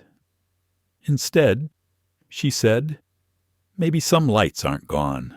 They just find another place to shine." He turned to look at her, something unreadable in his eyes. "You believe that I have to," she said simply. "It's the only way people like us keep moving." They rode until dusk, stopping by a creek to make camp. The wind had softened, and the night came down full of stars. Caleb built a small fire while Abby boiled coffee in a tin pot. The smell of it filled the air, warm and grounding. When they finally sat down, she handed him a cup. "You ever think about leaving this life behind?" He took a slow sip before answering. "Sometimes, but the land's in my blood. It's all I've ever known, even when it breaks me." Abby smiled faintly. "Then maybe it's not the land that keeps you. It's what it means. Home." He looked across the fire at her. "What about you, Abby Turner? What keeps you here?" She stared into the flames. "For a long time, I thought I wanted peace. Then I came here and learned peace isn't the same as stillness. It's finding a place where you can breathe again, even if it's hard." Caleb watched her quietly, his gaze softer now. "And Silver Hollow's that place I think it could be," she said. The firelight flickered between them, and for a brief, suspended moment, it felt as if the night itself leaned closer. Then Caleb said quietly, "If we win this, I'll rebuild the barn. Make it stronger, bigger." She smiled. "I'll hold you to that. Later, when they lay down to rest." Abby found herself listening to the sound of the creek and the wind through the pines. The stars above seemed impossibly bright. She closed her eyes, and for the first time since leaving Boston, she dreamed without fear. The next morning, they broke camp before sunrise. The trail narrowed through the hills, cutting between jagged cliffs and icy streams. By mid-afternoon, they reached the small town of Milford, a dusty stopover with a single inn and a telegraph office. Caleb dismounted outside the stable. "We'll rest here tonight," he said. "The horses need it." Abby followed him inside. The innkeeper, a gray-bearded man with kind eyes, gave them a cautious look. "You folks heading to Helena?" Caleb nodded. "Need to speak with the magistrate." The man hesitated, then lowered his voice. "You best watch your back. A stranger came through early this morning asking after a pair riding that way. Fit your description." Abby's heart quickened. Did he say his name? No. But he carried himself like someone who doesn't hear no often. "Crow's men," Caleb muttered. "They're following." The innkeeper looked between them, worried. "If you leave before dawn, you can take the river road. It's longer, but harder to track." Caleb nodded his thanks and paid for the room. That night, Abby couldn't sleep. She stood by the small window, watching the snow fall softly outside. The world felt vast and fragile, and for the first time, the danger felt close enough to touch. Caleb stirred on the cot. "You should rest," he said. "I can't," she whispered. "Every time I close my eyes, I see the barn burning." He sat up, his voice gentle. "You saved more than you lost. Abby, you saved lives. That matters." She turned toward him, her voice unsteady. "And if he burns the ranch again, if he takes everything." He rose and crossed the room, stopping close enough that she could feel the warmth of him. "Then we rebuild, like we always do." For a long moment, they stood in silence. Then softly, she said, "You always sound so sure." He smiled faintly. "Only when you're watching." The air between them shifted quiet, fragile, real. She wanted to speak, but the words caught in her throat. Then, from somewhere outside, a sound split the silence, the sharp echo of hoofbeats. Caleb moved to the window in an instant. "They've found us." Abby's pulse raced. "What do we do?" He checked his revolver. "We move. Now."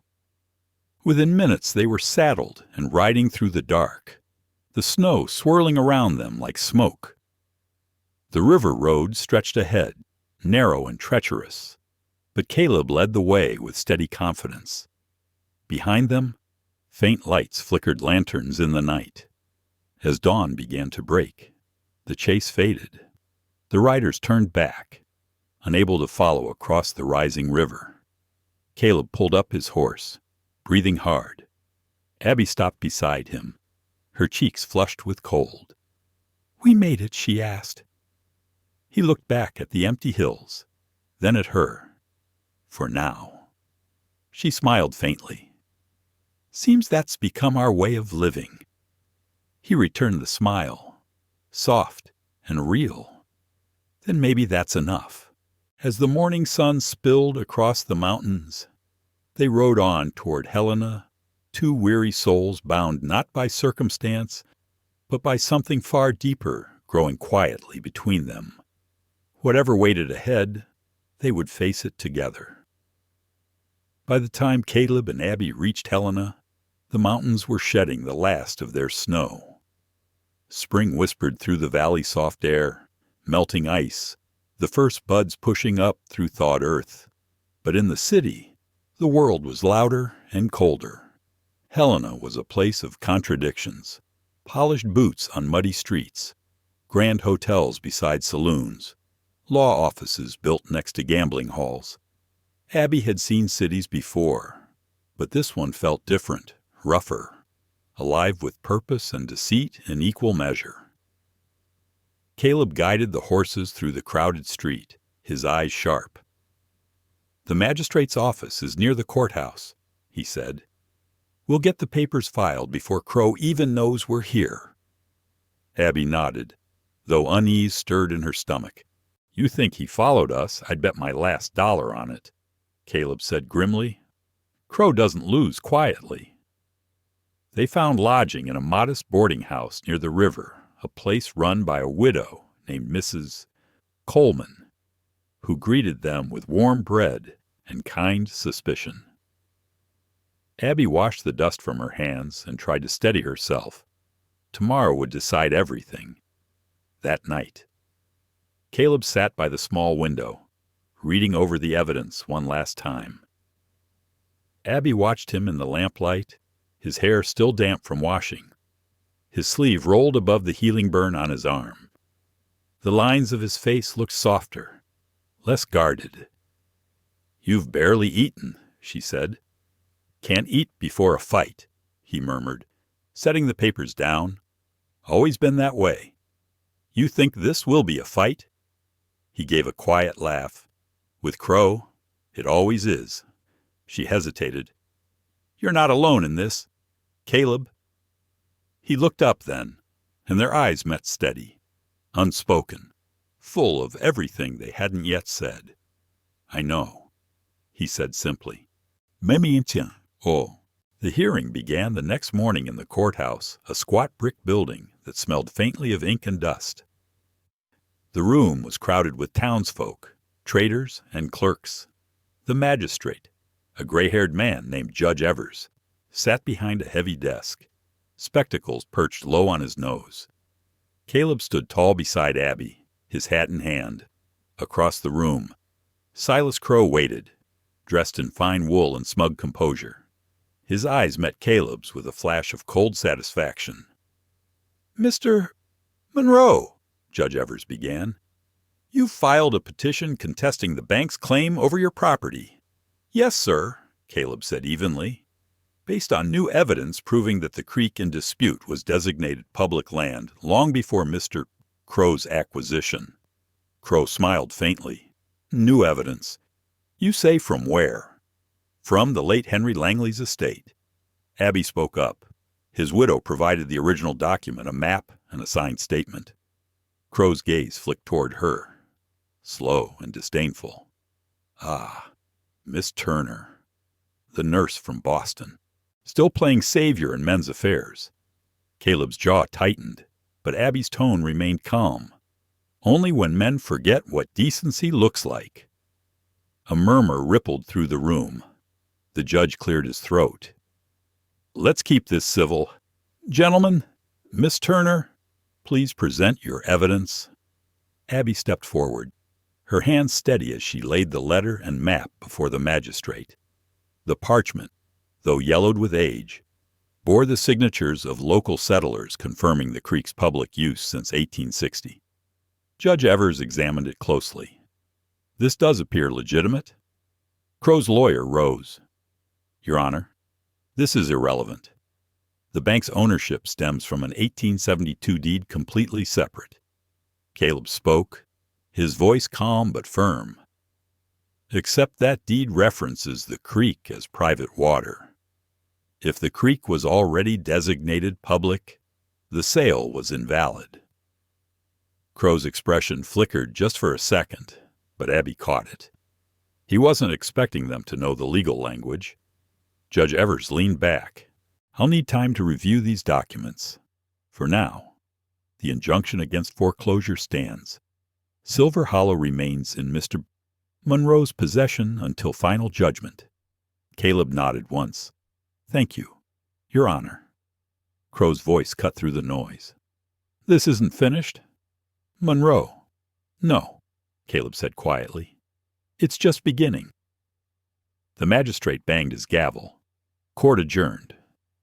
As the crowd began to disperse, Crow approached them, his smile thin and venomous. Enjoy your small victory, he murmured. But justice in this town bends for those who can afford it. Caleb met his gaze. Then you'd best hope it still bends your way. Crow's eyes hardened. You'll regret crossing me. Abby stepped forward before Caleb could answer. Maybe, but not half as much as you'll regret underestimating us.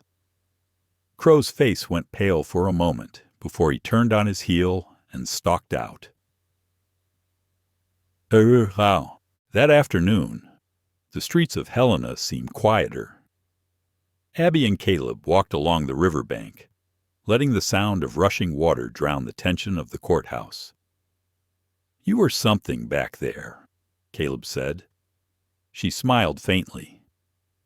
You mean stubborn. I mean brave. Abby shrugged lightly. Sometimes they look the same. He stopped walking, watching her as sunlight glimmered off the water. You've changed this place, Abby. Changed me. Her heart caught at the softness in his voice. You give me too much credit. I don't give it lightly. For a moment, neither of them spoke. The wind lifted her hair, and he reached out, brushing a loose strand behind her ear. The touch was small, hesitant, but it carried a tenderness that made her breath falter. Caleb, she began, but her voice failed her. He dropped his hand, looking away. We should get ready to head home tomorrow. She nodded, though part of her didn't want to leave, not yet. Not before she understood what had just passed between them. As they turned back toward the inn, she said softly, Do you ever think maybe some things are worth fighting for more than land? He looked at her, the faintest smile on his lips. I think I'm starting to. That night, a heavy rain began to fall, drumming against the roof in steady rhythm. Abby couldn't sleep. She rose and went to the window, watching the lamplight flicker on wet cobblestones. From the street below, a sound cut through the rain, a horse's hooves, slow and deliberate. A shadow passed beneath the lamplight, stopping just outside the inn, and her stomach clenched. She turned to wake Caleb, but the door burst open before she could move. Two men stood there, drenched and armed. One leveled a pistol. Where's the map? Caleb was up in an instant, knocking the gun aside. The room exploded into chaos shouts, a struggle, the crash of breaking glass. Abby ducked behind the table, heart pounding, as Caleb drove one man back against the wall. The other lunged toward her. Without thinking, she grabbed the iron poker from the hearth and swung. The man fell, cursing, the weapon clattering from his hand. Caleb pinned the first man to the floor, fury burning in his eyes. Crow sent you. The man spat blood. He wants what's his. Caleb's voice dropped to a dangerous calm. Then he'll have to come for it himself. The men fled into the night, leaving behind the wreck of the room and the smell of gunpowder. Abby stood trembling, her hand still gripping the poker. Caleb turned to her, his breath heavy. You all right? She nodded shakily. I think so. He stepped closer, his voice softer now. You did good. For a moment, the room was quiet, but for the rain. Then, with a sigh that seemed to carry the weight of everything they'd endured, he said, We need to leave at first light. Abby looked at him, her fear giving way to something fiercer. Then we go home. He met her gaze, and there was no mistaking the word that hung between them. Home wasn't just a place anymore. It was the space they'd built between storms, between battles, between one heartbeat and the next. The morning after the attack was gray and restless. Rain had turned the streets of Helena into rivers of mud, and a damp chill clung to everything. Caleb and Abby packed their things in silence, neither needing to say what they both felt that staying any longer was dangerous. Mrs. Coleman, the widow who ran the boarding house, handed Abby a parcel of bread and dried fruit. "For the road," she said, "and you watch yourselves. Those men last night weren't the sort who quit easy." Abby gave a grateful smile. "Thank you, ma'am. We'll be careful." Caleb saddled the horses and checked his revolver twice before they left. His jaw was set tight, his eyes scanning every alley as they rode out of town. For the first few miles, neither spoke. The sound of the horses' hooves on the wet trail was steady, almost soothing. But beneath the rhythm, tension lingered, a thread that refused to loosen. When they reached open country, Abby finally broke the silence. "Do you think Crow knows the magistrate sided with us?" Caleb shook his head. "He will by now, and that means he'll do something desperate. Then we need to reach Silver Hollow before he does," she said. He glanced at her, admiration flickering behind his concern. "You talk like a soldier." She smiled faintly.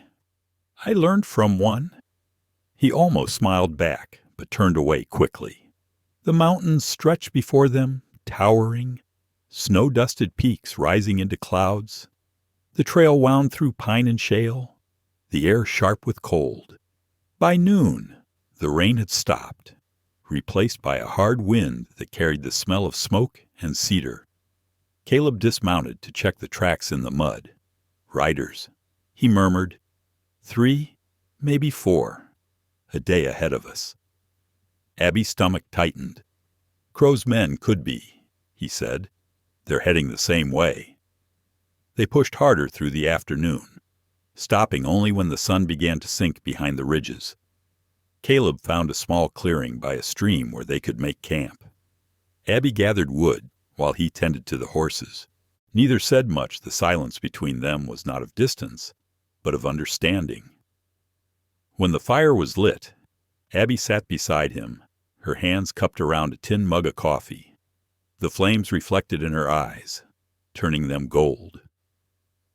"Do you ever get tired of fighting?" she asked quietly. Caleb stared into the fire. "Every day, but stopping means letting someone else decide what's worth saving." "I can't do that." Abby nodded slowly. "I think that's why I stayed." He looked at her, surprise flickering across his face. "Stayed in Montana," she said. "After the train broke down, I could have gone east again, but something told me this was where I needed to be." He was silent for a moment. "You regret it?" She shook her head. "No. I've seen more truth here than in any parlor back east. Pain, yes, but also grace." His gaze lingered on her, the firelight softening the lines of his face. "You make it sound holy." "Maybe it is," she said softly. "The kind of holiness that comes from surviving." For a long time, they sat like that, the night breathing around them, the stars watching from above. Then faintly, the sound of hoofbeats echoed from somewhere in the dark. Caleb stiffened. "They found us." He doused the fire in one swift motion, plunging them into shadow. "Get to the horses," he whispered. They moved quickly, packing what they could and mounting up. The night swallowed them as they rode through the trees, the sound of pursuit growing louder behind them. Branches whipped past. Abby clung to the reins, her heart pounding. Caleb led the way, guiding them through narrow paths only someone born to the land could find. A shot cracked through the darkness. Bark splintered from a nearby tree. Abby flinched, but kept riding. "Keep low. Caleb shouted. They broke from the trees into open terrain, the moonlight spilling across the valley. The pursuers were close 3 riders, silhouettes against the silver light. Caleb turned in the saddle and fired once. One of the riders fell. The others pressed on. Abby's horse stumbled on loose rock, and she nearly lost her balance. Caleb pulled beside her, steadying the reins. "You all right?" She nodded breathlessly. "Just keep going." They reached a narrow ravine where the trail dropped steeply toward the river. Caleb's eyes scanned the terrain. "We can't outrun them forever," he said. "We'll have to make a stand." Abby looked at him, fear and resolve mingling in her chest. "Then we make it count." He smiled grimly. "That's the spirit." They dismounted, taking cover behind a cluster of boulders. The wind carried the smell of river water and gunpowder. The riders appeared moments later, shadows moving through the pines. One called out, his voice thick with arrogance. "Monroe Crow says you've got something that belongs to him." Caleb's reply was calm. "Tell Crow the truth doesn't belong to anyone." Gunfire erupted. Sparks flew from the rocks around them. Abby reloaded with steady hands, firing once, twice. One of the attackers cried out, falling from his horse.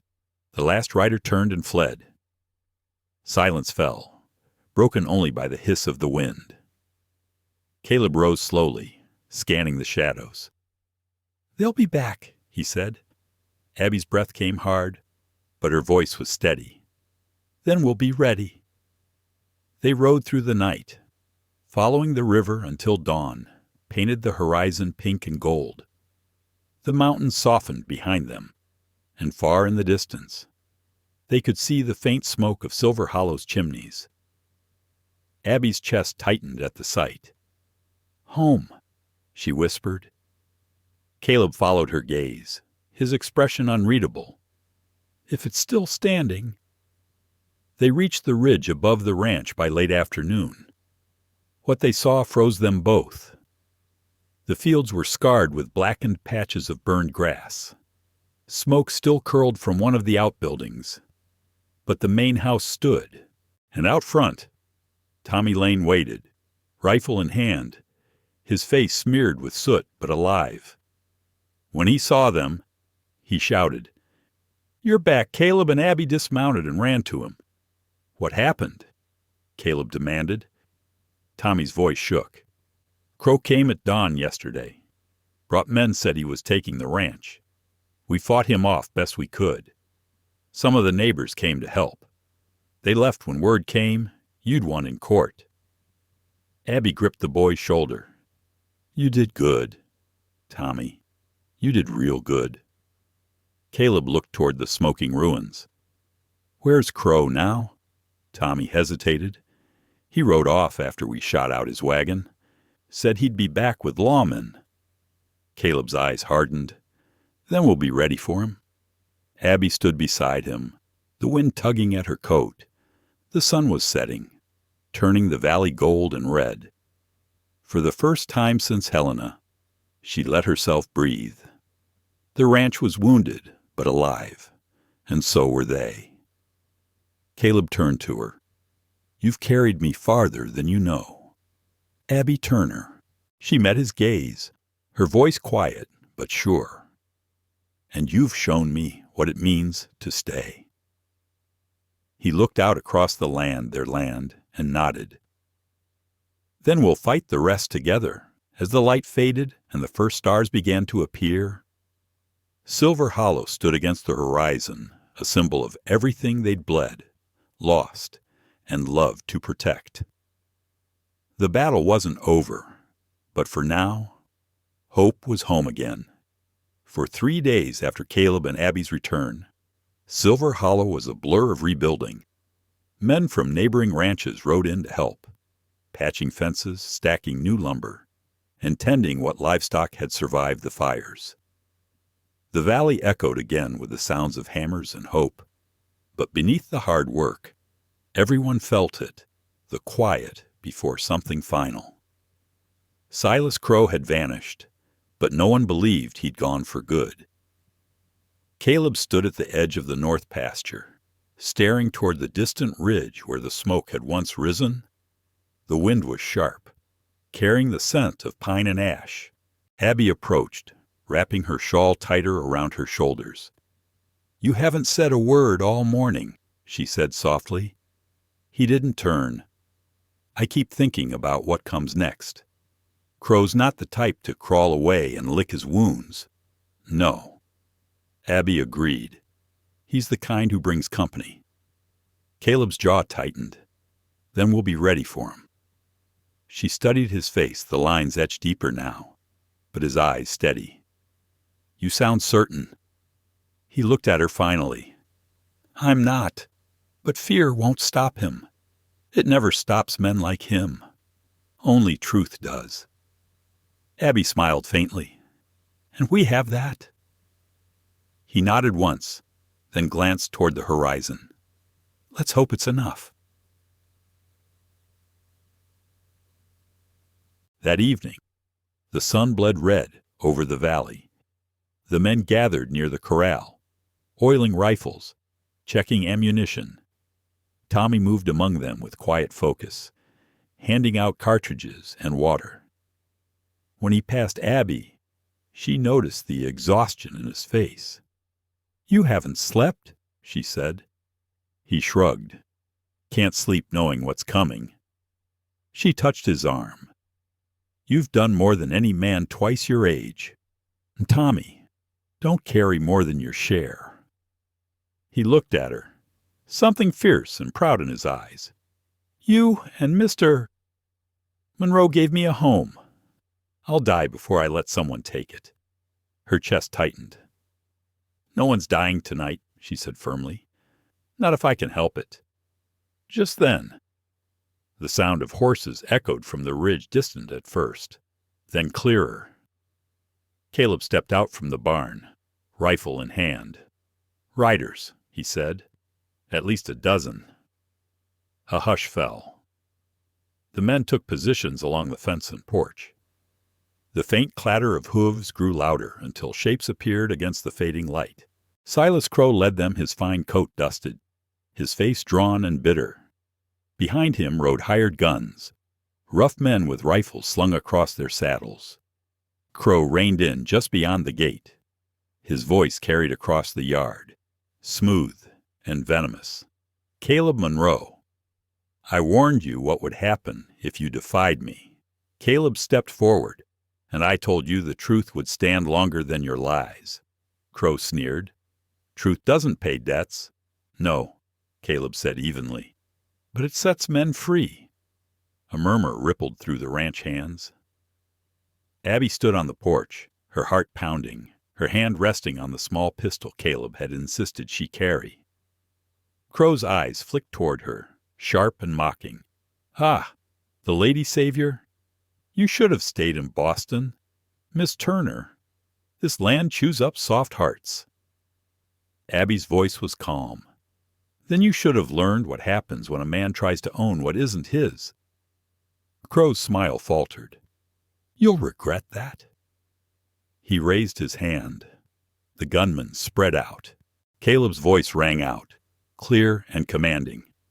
"This land belongs to no man but the one who works it. You want to fight, Crow. You'll get it, but you won't win it." The air went still. Then came the crack of a rifle. The bullet hit the fence post inches from Caleb's head. The ranch erupted into chaos gunfire, flashing through smoke. Men shouting, horses screaming. Abby ducked behind the porch railing, firing once, then again. The recoil stung her hands, but she didn't stop. Tommy fired from the hayloft, his aim steady. One of Crow's riders fell. Another turned tail, spooked by the noise. Caleb moved like a man born to battle, his rifle sure and deadly. "Hold your line," he shouted. "Don't let them through." Crow stayed back, shouting orders, his face pale with rage. "Burn it. Burn the house if you have to." Abby froze as one of the riders hurled a lantern toward the porch. Flames flared along the steps. Without thinking, she grabbed a bucket from the trough and doused it. Smoke stung her eyes, but the fire died before it spread. Caleb saw it and felt a surge of pride. She was fearless. Minutes passed like hours. Then, suddenly, silence. The last of Crow's men turned and fled, leaving bodies and chaos behind. Crow himself backed his horse away, breathing hard. Caleb stepped forward, rifle trained. "It's over." Crow's laugh was low and bitter. "You think you've won. The law will hear about this. You'll hang for shooting a banker on his own debt claim." Caleb lowered his gun slightly. Eyes narrowed. "Funny thing about law, Crow. It only works if you haven't been breaking it yourself." Abby came down the steps holding a folded paper, the map and statement from Judge Evers. She tossed it toward him. "That's the magistrate's ruling. You lost." Crow's hand shook as he caught it. His face went pale as he read the seal. "Lies," he hissed. "Truth," Caleb said. "Stamped and signed in Helena. The creek's public land. You forged the deed.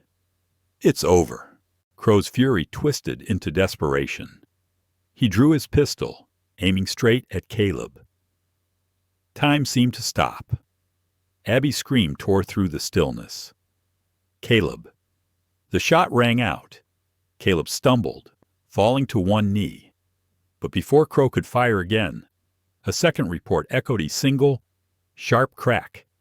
Crow froze. Then his body jerked, the gun slipping from his hand.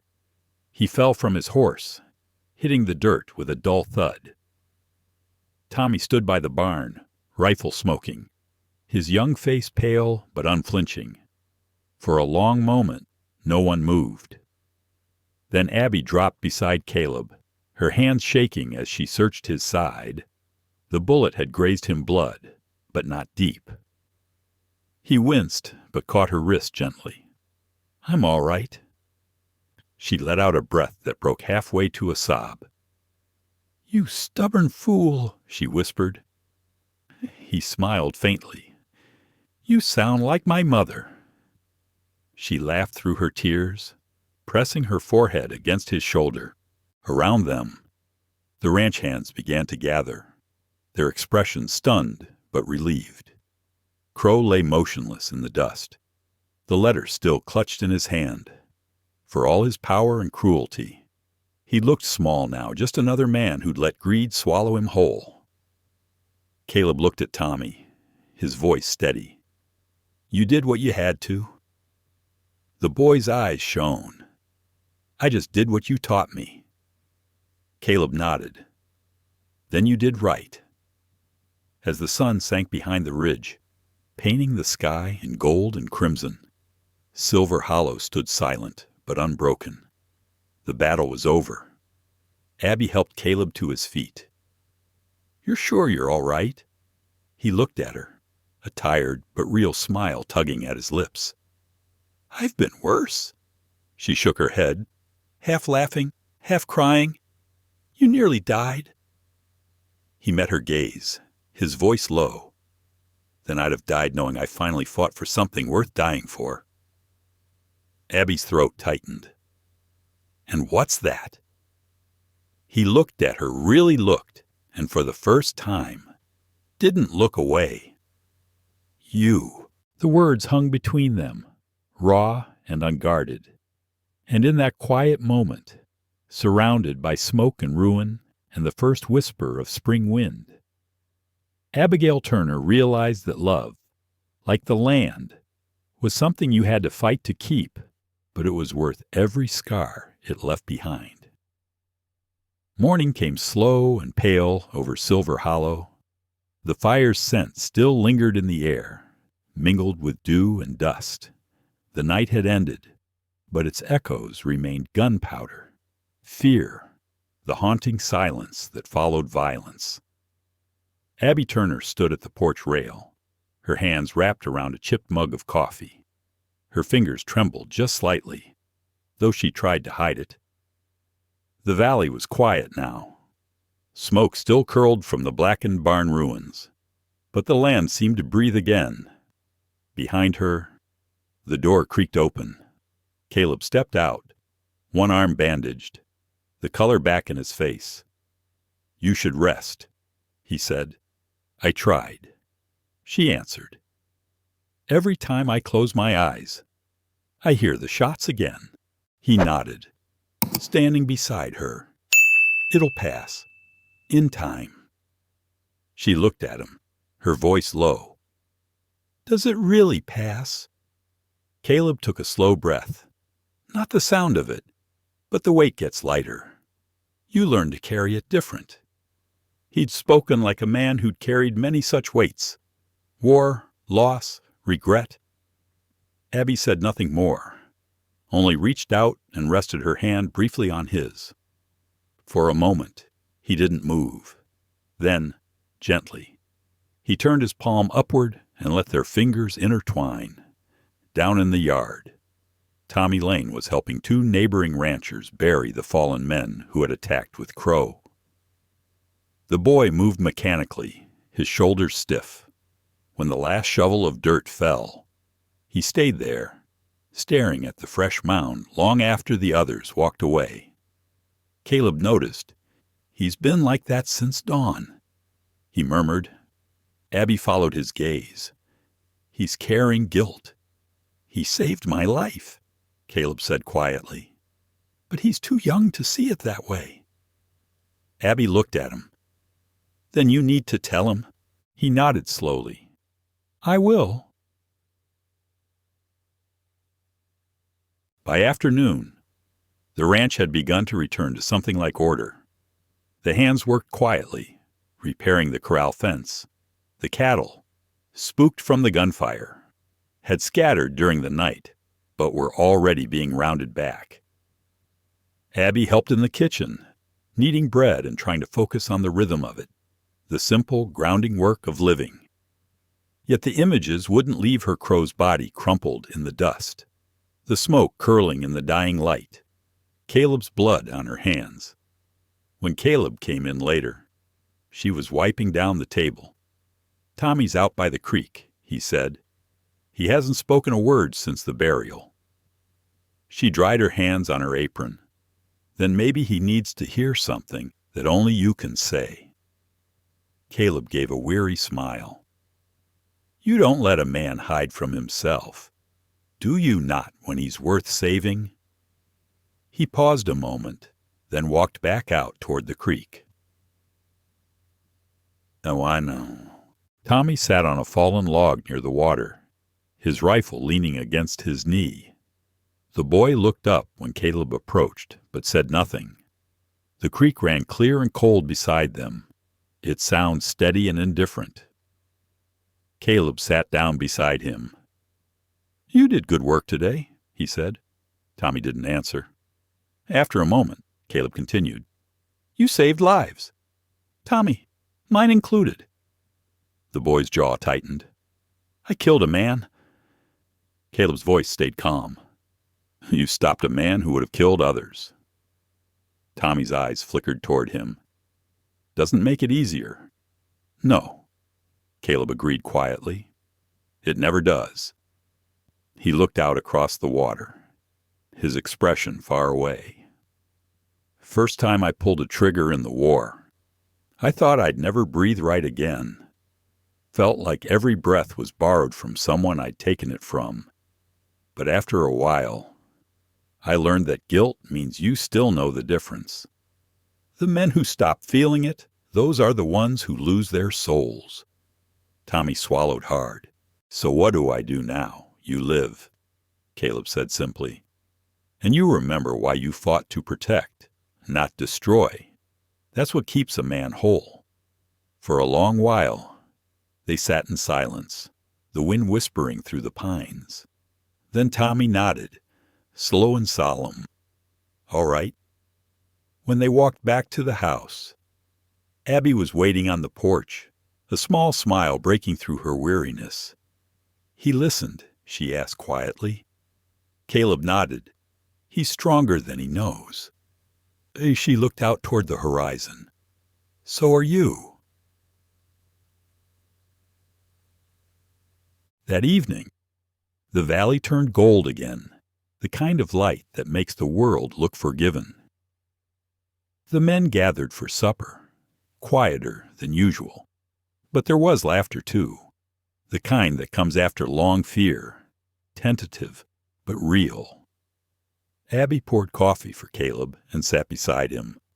He was eating one-handed, his other arm still sore, but there was a peacefulness to him she hadn't seen before. "You ever think about what comes next?" she asked softly. He smiled faintly. "Rebuilding, mostly. The barn, the fences, the herd." "I meant after that," she said. He looked at her, something cautious in his eyes. "You planning to run off before the barn's finished?" She laughed softly. "No. I was just thinking Helena's magistrate offered you a deputy post. Didn't he?" "He did. And you turned it down."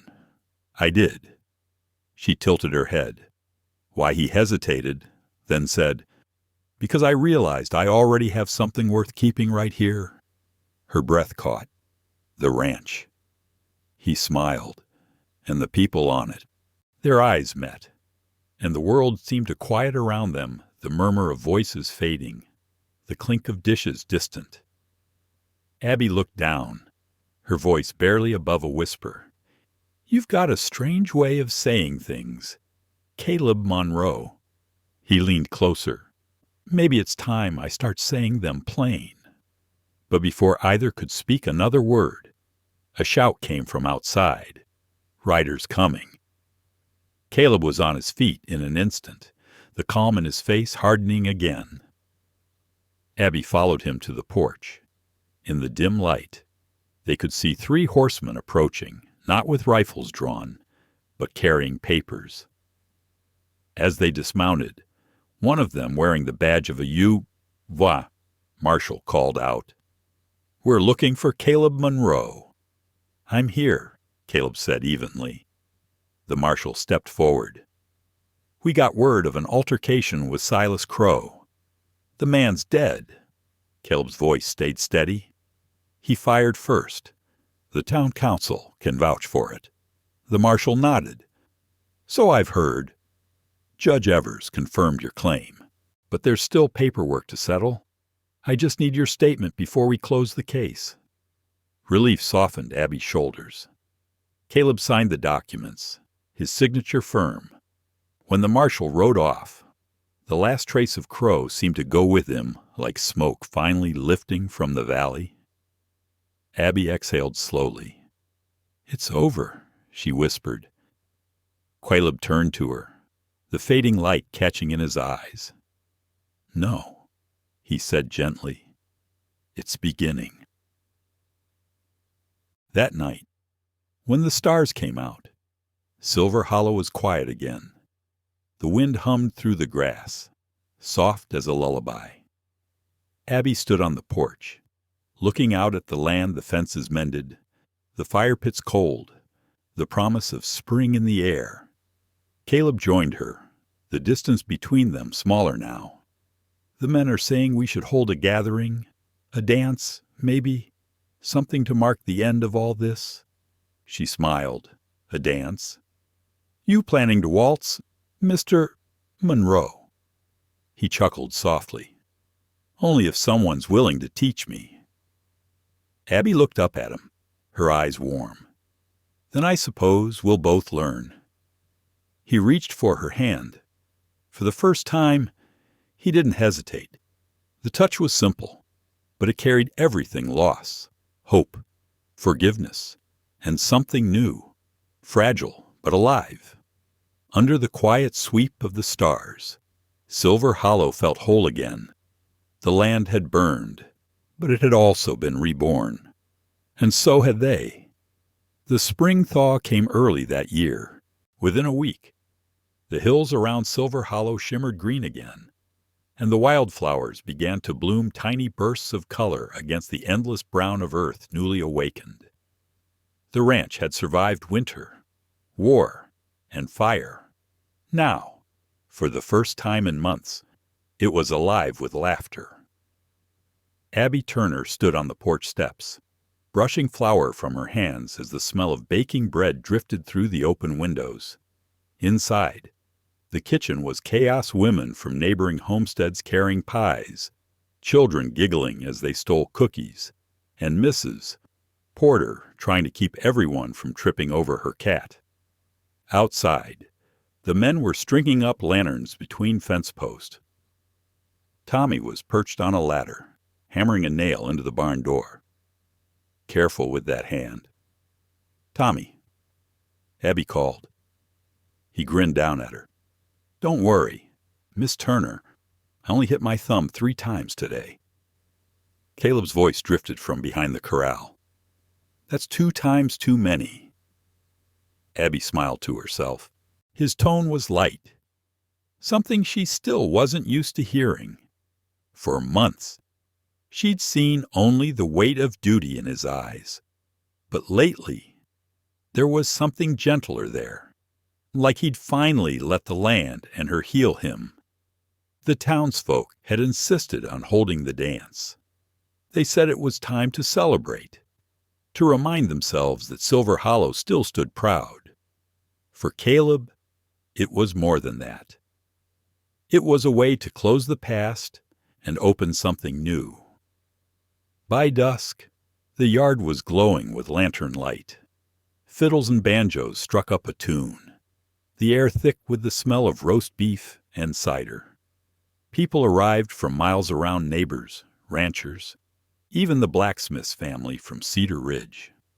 Abby watched as Caleb greeted them all, his easy smile and firm handshake bridging the months of hardship. When their eyes met across the yard, he gave her a small nod that felt like a wordless invitation: "Stay close tonight." She did. When the music started, couples began to dance, boots thudding on the packed earth, skirts swirling in rhythm with laughter. Abby stood near the porch rail, her hands clasped, trying to ignore the flutter of nerves. She hadn't danced since Boston, and even then, it had been stiff and polite, never wild and free like this. Something wrong. Caleb's voice came from behind her. She turned. He stood with his hat in his hands, clean-shaven for once, his shirt pressed as best as a rancher could manage. "No," she said softly. "Just watching. You don't strike me as the watching type." She raised an eyebrow. "And what type am I? Mr. Monroe?" He smiled, a real smile this time, the kind who makes the room quiet without meaning to. Her cheeks warmed. "You've been spending too much time around the preacher's wife. You're starting to sound poetic." He laughed, deep and easy. Then he extended his hand. "Dance with me." She hesitated. "I haven't danced in years." "Then we'll make it up as we go." Something in his voice, steady, certain, made her heart stumble. She set her hand in his, and he led her toward the center of the yard. The music slowed, shifting into a waltz. Caleb's hand found the small of her back, warm and careful. For a moment, Abby forgot the crowd, the noise, even the memory of all they'd survived. There was only the steady rhythm of his steps, the faint scent of pine on his shirt, the way his thumb brushed against her fingers as they moved. "You're better at this than you let on," she said. "Maybe I've just got a good partner." Her laugh caught in her throat. "You really have been practicing those lines." He leaned in slightly, his voice dropping low. "Only for you." The words hit her like a pulse. She looked up into his face, strong, familiar, achingly close, and saw no hesitation, no guardedness, only quiet truth. The music swelled, and she closed her eyes for a moment, letting the world blur. It wasn't just a dance, it was release, a surrender she hadn't known she needed. When the song ended, Caleb didn't step away right away. Their hands lingered, the air between them electric but soft. From the edge of the crowd, Tommy whistled teasingly. "Careful there, boss. Folks will start talking." Caleb shot him a look that made the boy grin wider. "They already are," he said under his breath. Abby laughed, shaking her head. "You've become impossible. Caleb Monroe." "Good," he said. "Means I'm finally living."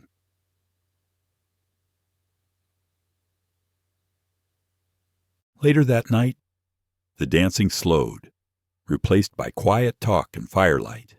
The crowd thinned, families heading home, children asleep in wagons. Abby stayed by the porch, watching the last of the lanterns flicker. Caleb joined her, holding 2 mugs of cider. "For the lady of the ranch," he said, offering one. She smiled, taking it. "I'm not the lady of anything." He looked at her over the rim of his cup. "Aren't you?"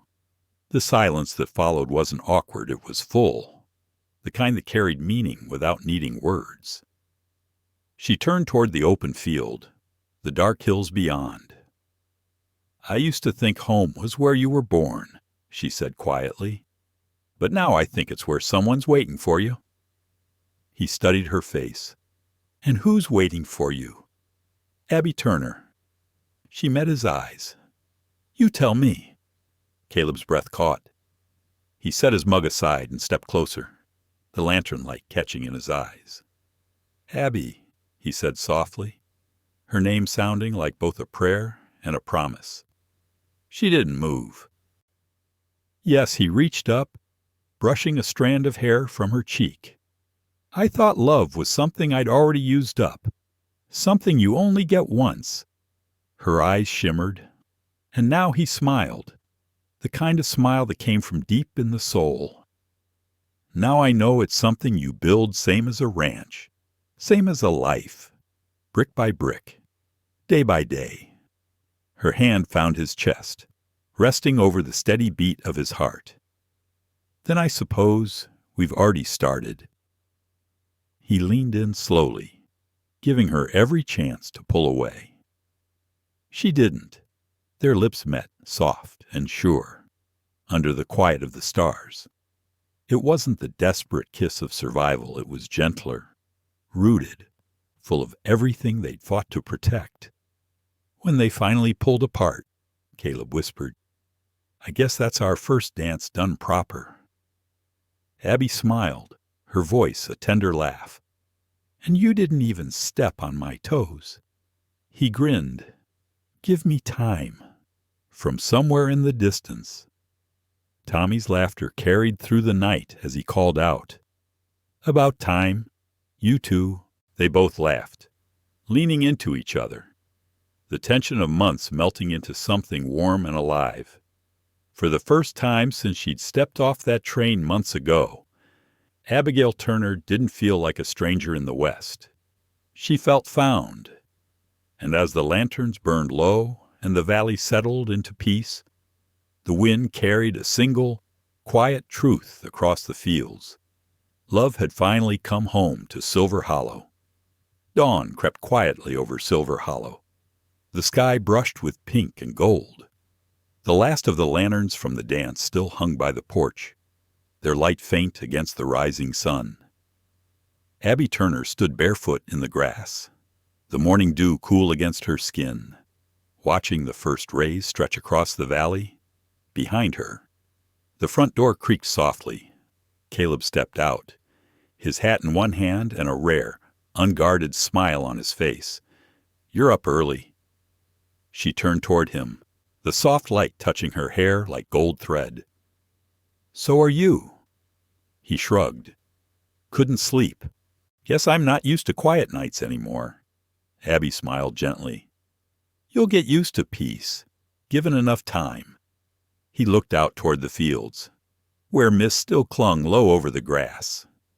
"You think so, I know so," she said. "Peace isn't the same as stillness. It's when you can breathe without looking over your shoulder." He nodded, thoughtful. "Guess I'm learning how to breathe again." Then, for a moment, neither spoke. The air smelled of wet earth and wild sage.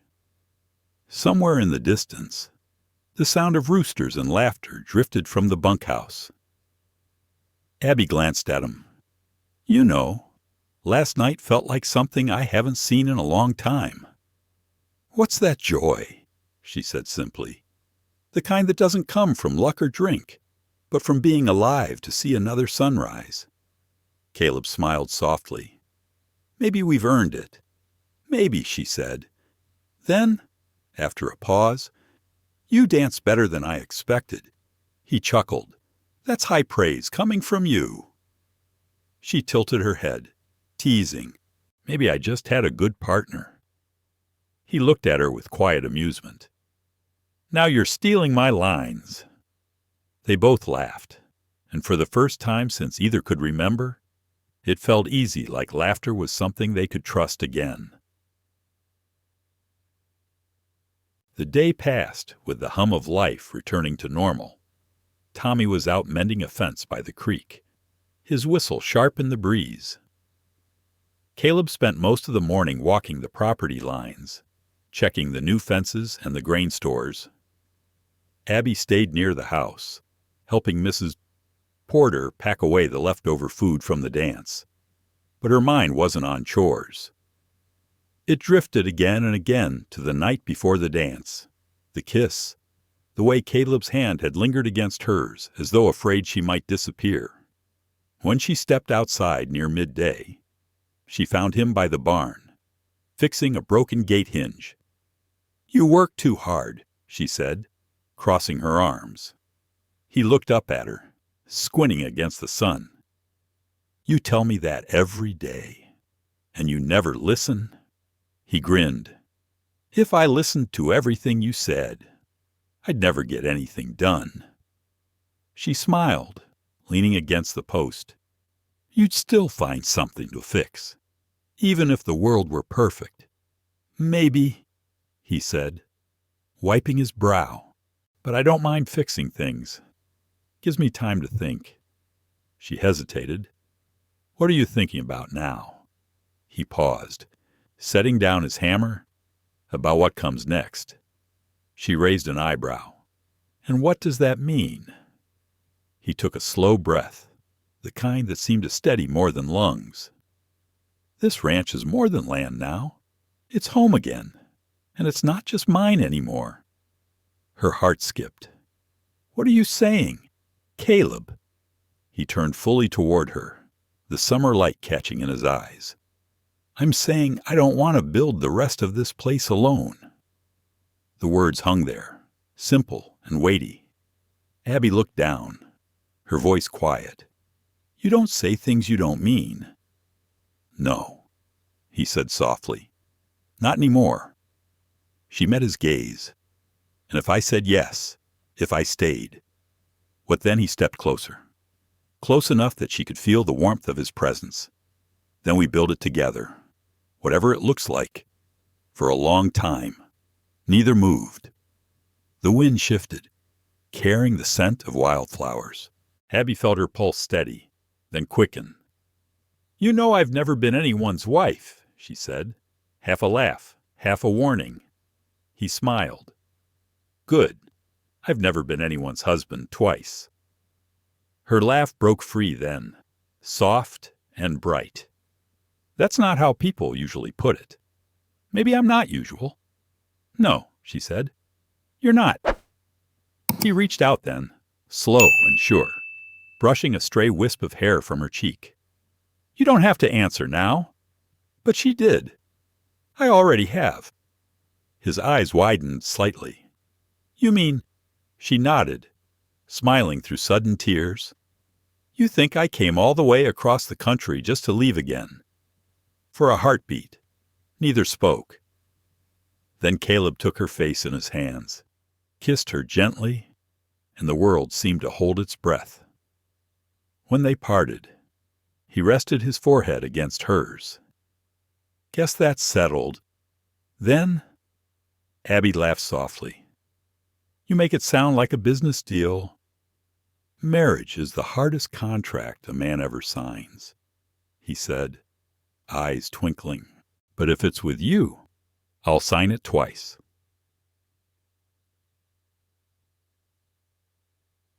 That evening, as the sun dipped behind the hills, the ranch hands gathered for supper again. Word had already spread. Tommy was grinning like a fool, and Mrs. Porter cried before she even heard the full story.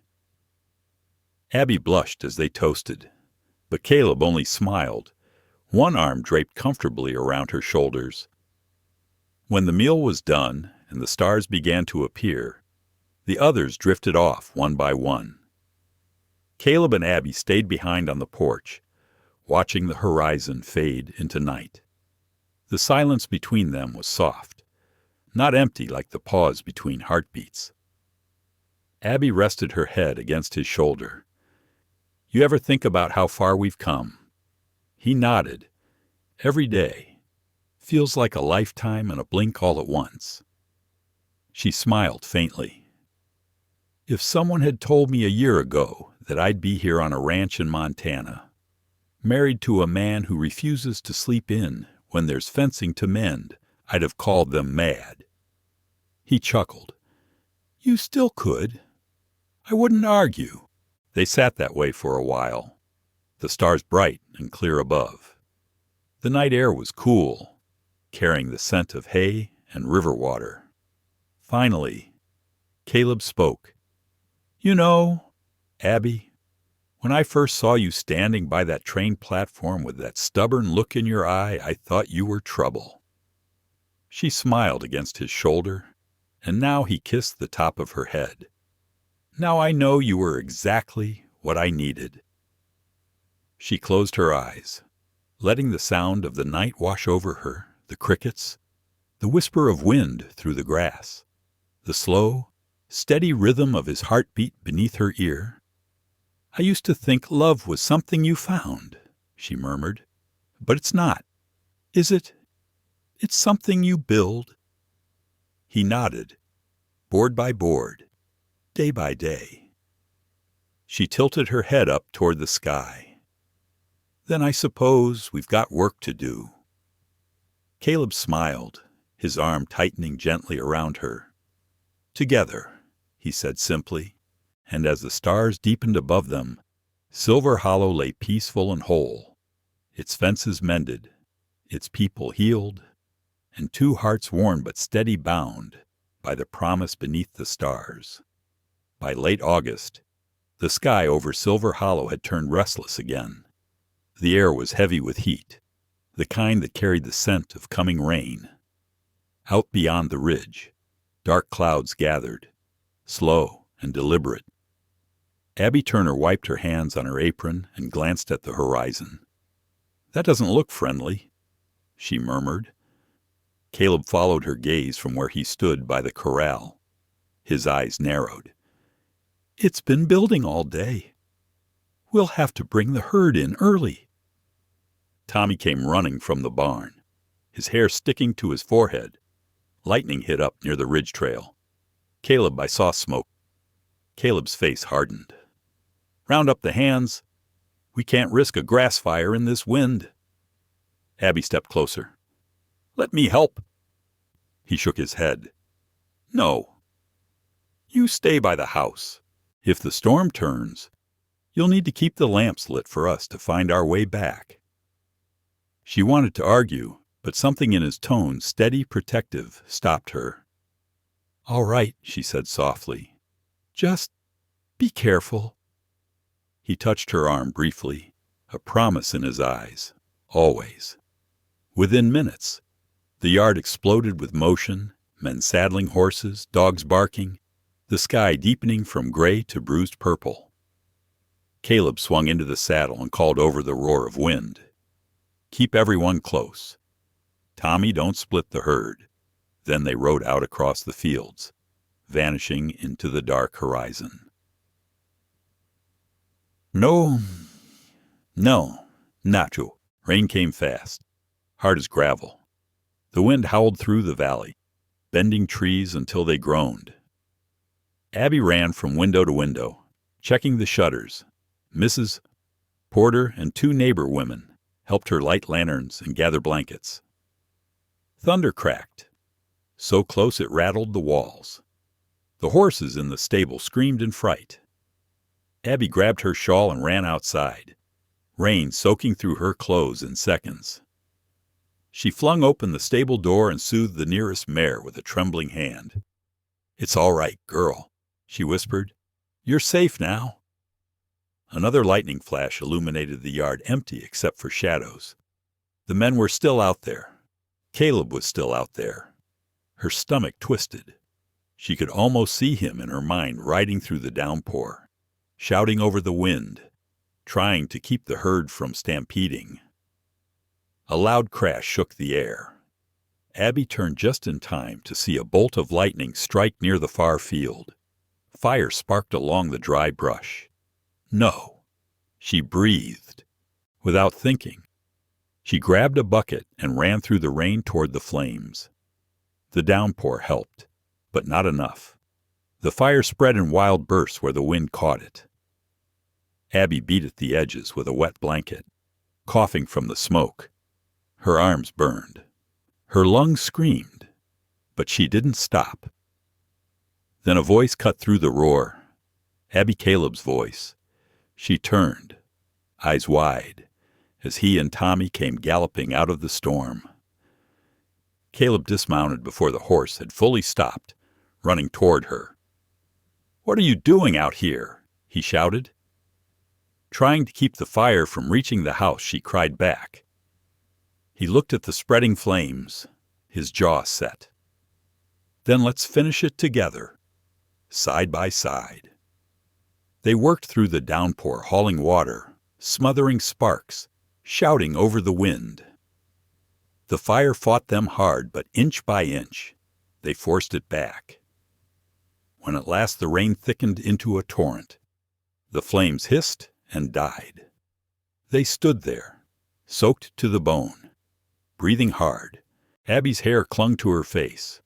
Caleb reached out, brushing it aside, his hand trembling with exhaustion and something deeper.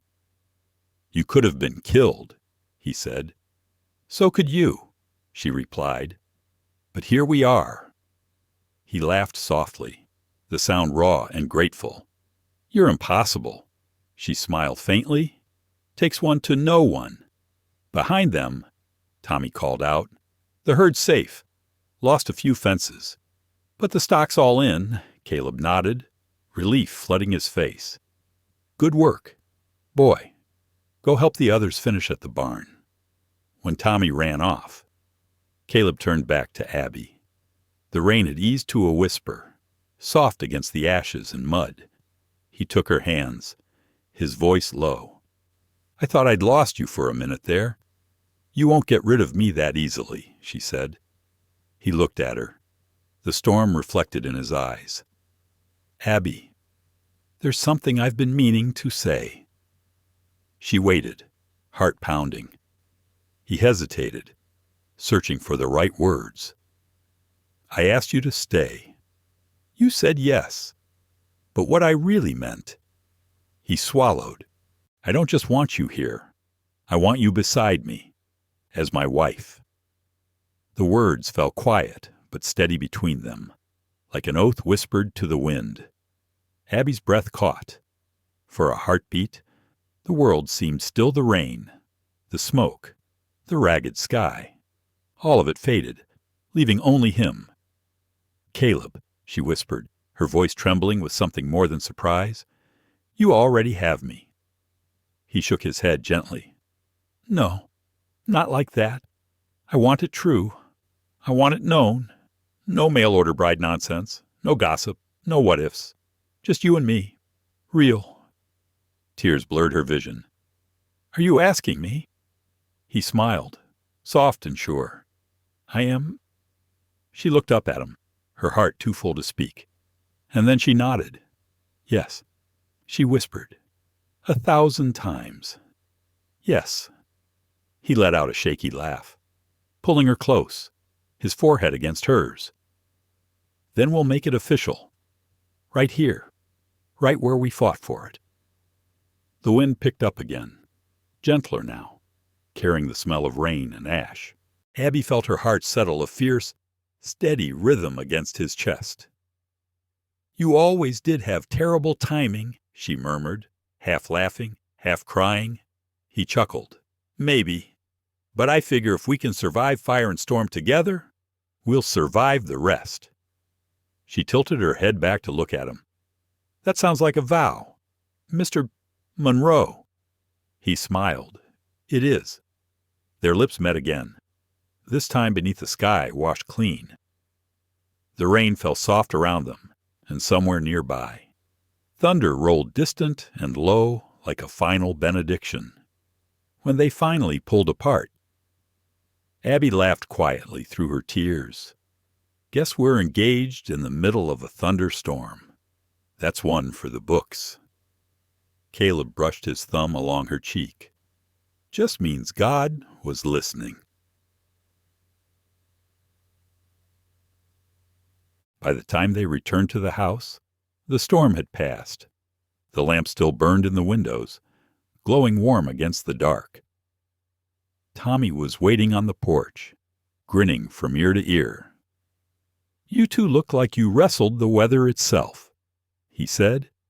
Caleb clapped him on the shoulder and won. Abby smiled, exhausted but radiant. "Go get some rest. Tommy, you've earned it." When he went inside, Caleb lingered at the door, looking back toward the rain-swept fields. "You know," he said softly, "the land will remember this storm, the way it remembers every scar."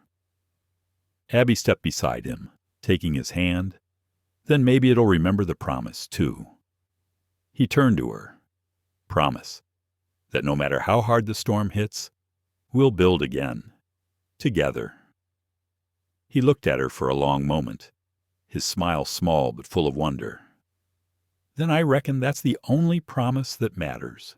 And as the night deepened over Silver Hollow, the earth still steaming from the rain, Caleb Monroe and Abigail Turner stood hand in hand at the threshold of everything they'd fought for, knowing that the fiercest storms were often the ones that left the sky clearest. The morning of the wedding dawned bright and still, as if the whole valley were holding its breath.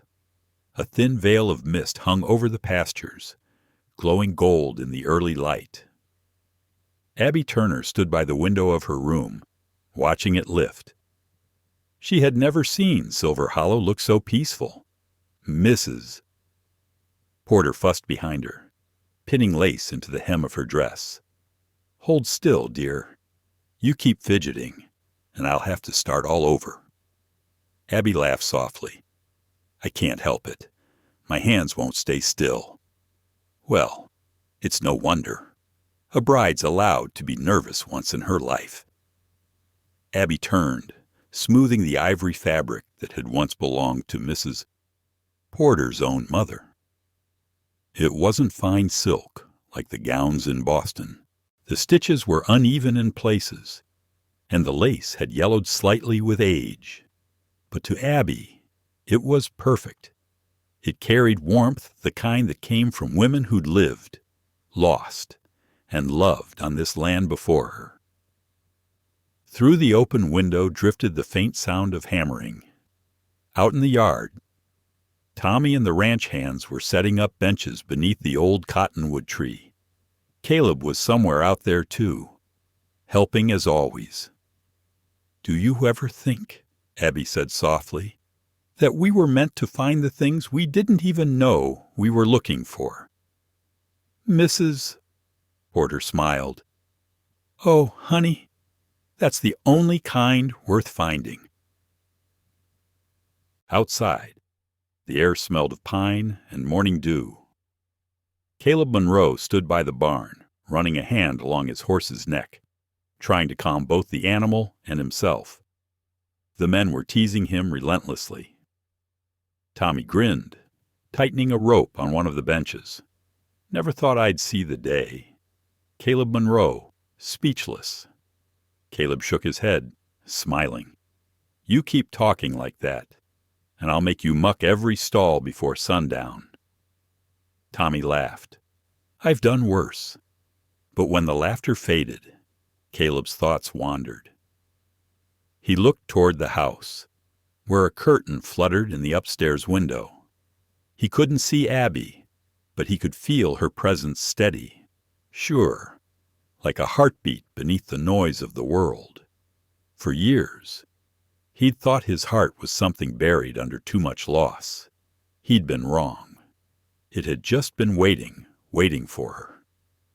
The church bell in Cedar Ridge rang faintly in the distance, carried on the wind. Caleb took a deep breath and said quietly, "All right, let's do this."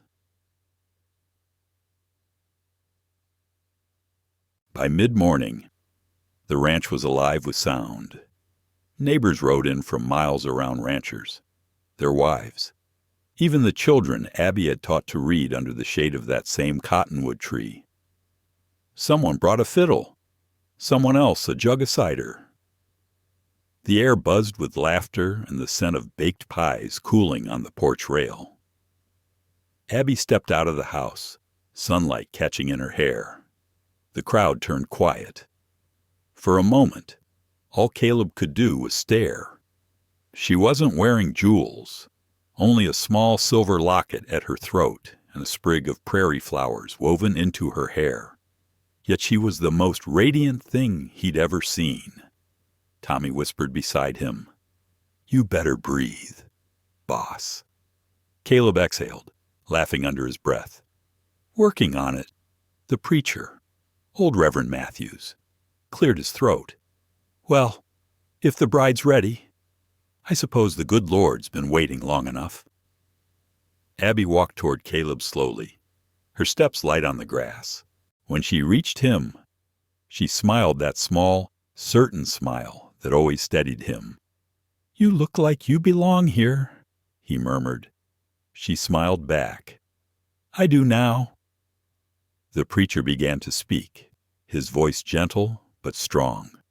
The words washed over them of love that endures through storm and sorrow, of faith that mends what the world breaks.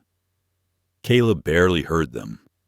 All he could see was Abby, standing there with sunlight in her eyes and tears she didn't bother to hide. When it came time for the vows, the world seemed to still. Caleb took her hands, his voice low but steady. "Abby Turner, I've fought storms, fire, and my own stubborn pride. But you're the one thing I'll never fight again. You brought peace back to this land and to me. Whatever comes, I'll stand beside you. Always." Abby's throat tightened, but her voice didn't waver. "Caleb Monroe, you taught me that strength isn't about standing alone. It's about choosing to stay when things fall apart. You've given me more than a home. You've given me a reason to believe again." The preacher smiled, eyes shining. "Then by the grace of God and the witness of this good land, I pronounce you husband and wife." Caleb leaned forward and kissed her, the crowd cheering as the wind lifted around them, scattering petals and laughter through the air. Tommy whooped loudest of all. About time, Abby laughed against Caleb's shoulder. "You've got quite the audience, Mr. Monroe." He grinned. "Let them look. I've waited long enough." The celebration stretched into the afternoon. Tables were set with food from every homestead. Children chased chickens across the yard, and the fiddle sang from the porch. Abby and Caleb danced under the open sky, her skirt brushing the grass, his hand steady on her back. When the music slowed, he leaned close. "You know, we've danced before." She smiled. "Yes, but never like this." He chuckled. "You mean without gunfire in the distance." She laughed, resting her head against his chest. "That helps." As the sun began to sink, painting the valley in gold, Caleb led her up the ridge that overlooked the ranch. From there, the view stretched for miles, the house, the fields, the mountains beyond. "This is where I first realized I was falling in love with you," he said quietly. Abby turned to him, her hand brushing his. "When was that?" He smiled faintly. "The day you stood up to Crow and told him this land would outlast him. You looked like you belonged to the earth itself, and I knew I wanted to belong wherever you were." She blinked back tears. "You should have said something sooner." "I was scared," he admitted. "Not of losing you, of not being enough for you." She reached up, cupping his face gently. "You're more than enough. You always were. Below them." The laughter of friends drifted upward, soft and distant. The valley glowed, and the evening air was full of promise. Caleb wrapped his arm around her, pulling her close. "You ever think about what comes next?" She smiled against him. "Building, growing, living. Maybe a few children who can mend fences as fast as you break them." He laughed. "I'll take that as a plan." They stood there until the stars began to rise, the land quiet and whole beneath them. Abby's hand rested over his heart, feeling its steady rhythm. "Do you hear that?" she whispered. "What?" "The sound of peace," she said. "After everything we've been through, I think we finally earned it." Caleb pressed a kiss to her forehead. "Then let's keep it, Mrs. Monroe." And as the night settled gently over Silver Hollow, the ranch glowed with lantern light and Laughter Place once scarred by loss, now healed by love. Under the wide Montana sky, Caleb and Abby's story came full circle, proof that even on the roughest frontier, hearts could find their way home. They called her a mail-order bride. Millionaire Rancher called her mine. Before She Ever Left Town is more than a Western love story. It's a reflection of what it means to rise again after loss. Abigail teaches us that dignity is not given. It's lived in every choice to stand tall when the world looks down. Caleb reminds us that even the most wounded heart can beat again if someone dares to touch it with kindness. And Silver Hollow, the land they saved and built together, shows that any place, no matter how harsh, can become home when filled with courage, respect, and love. For all of us who have known loneliness, regret, or the ache of starting over, this story whispers the same truth. It's never too late to begin again. It's never too late to love.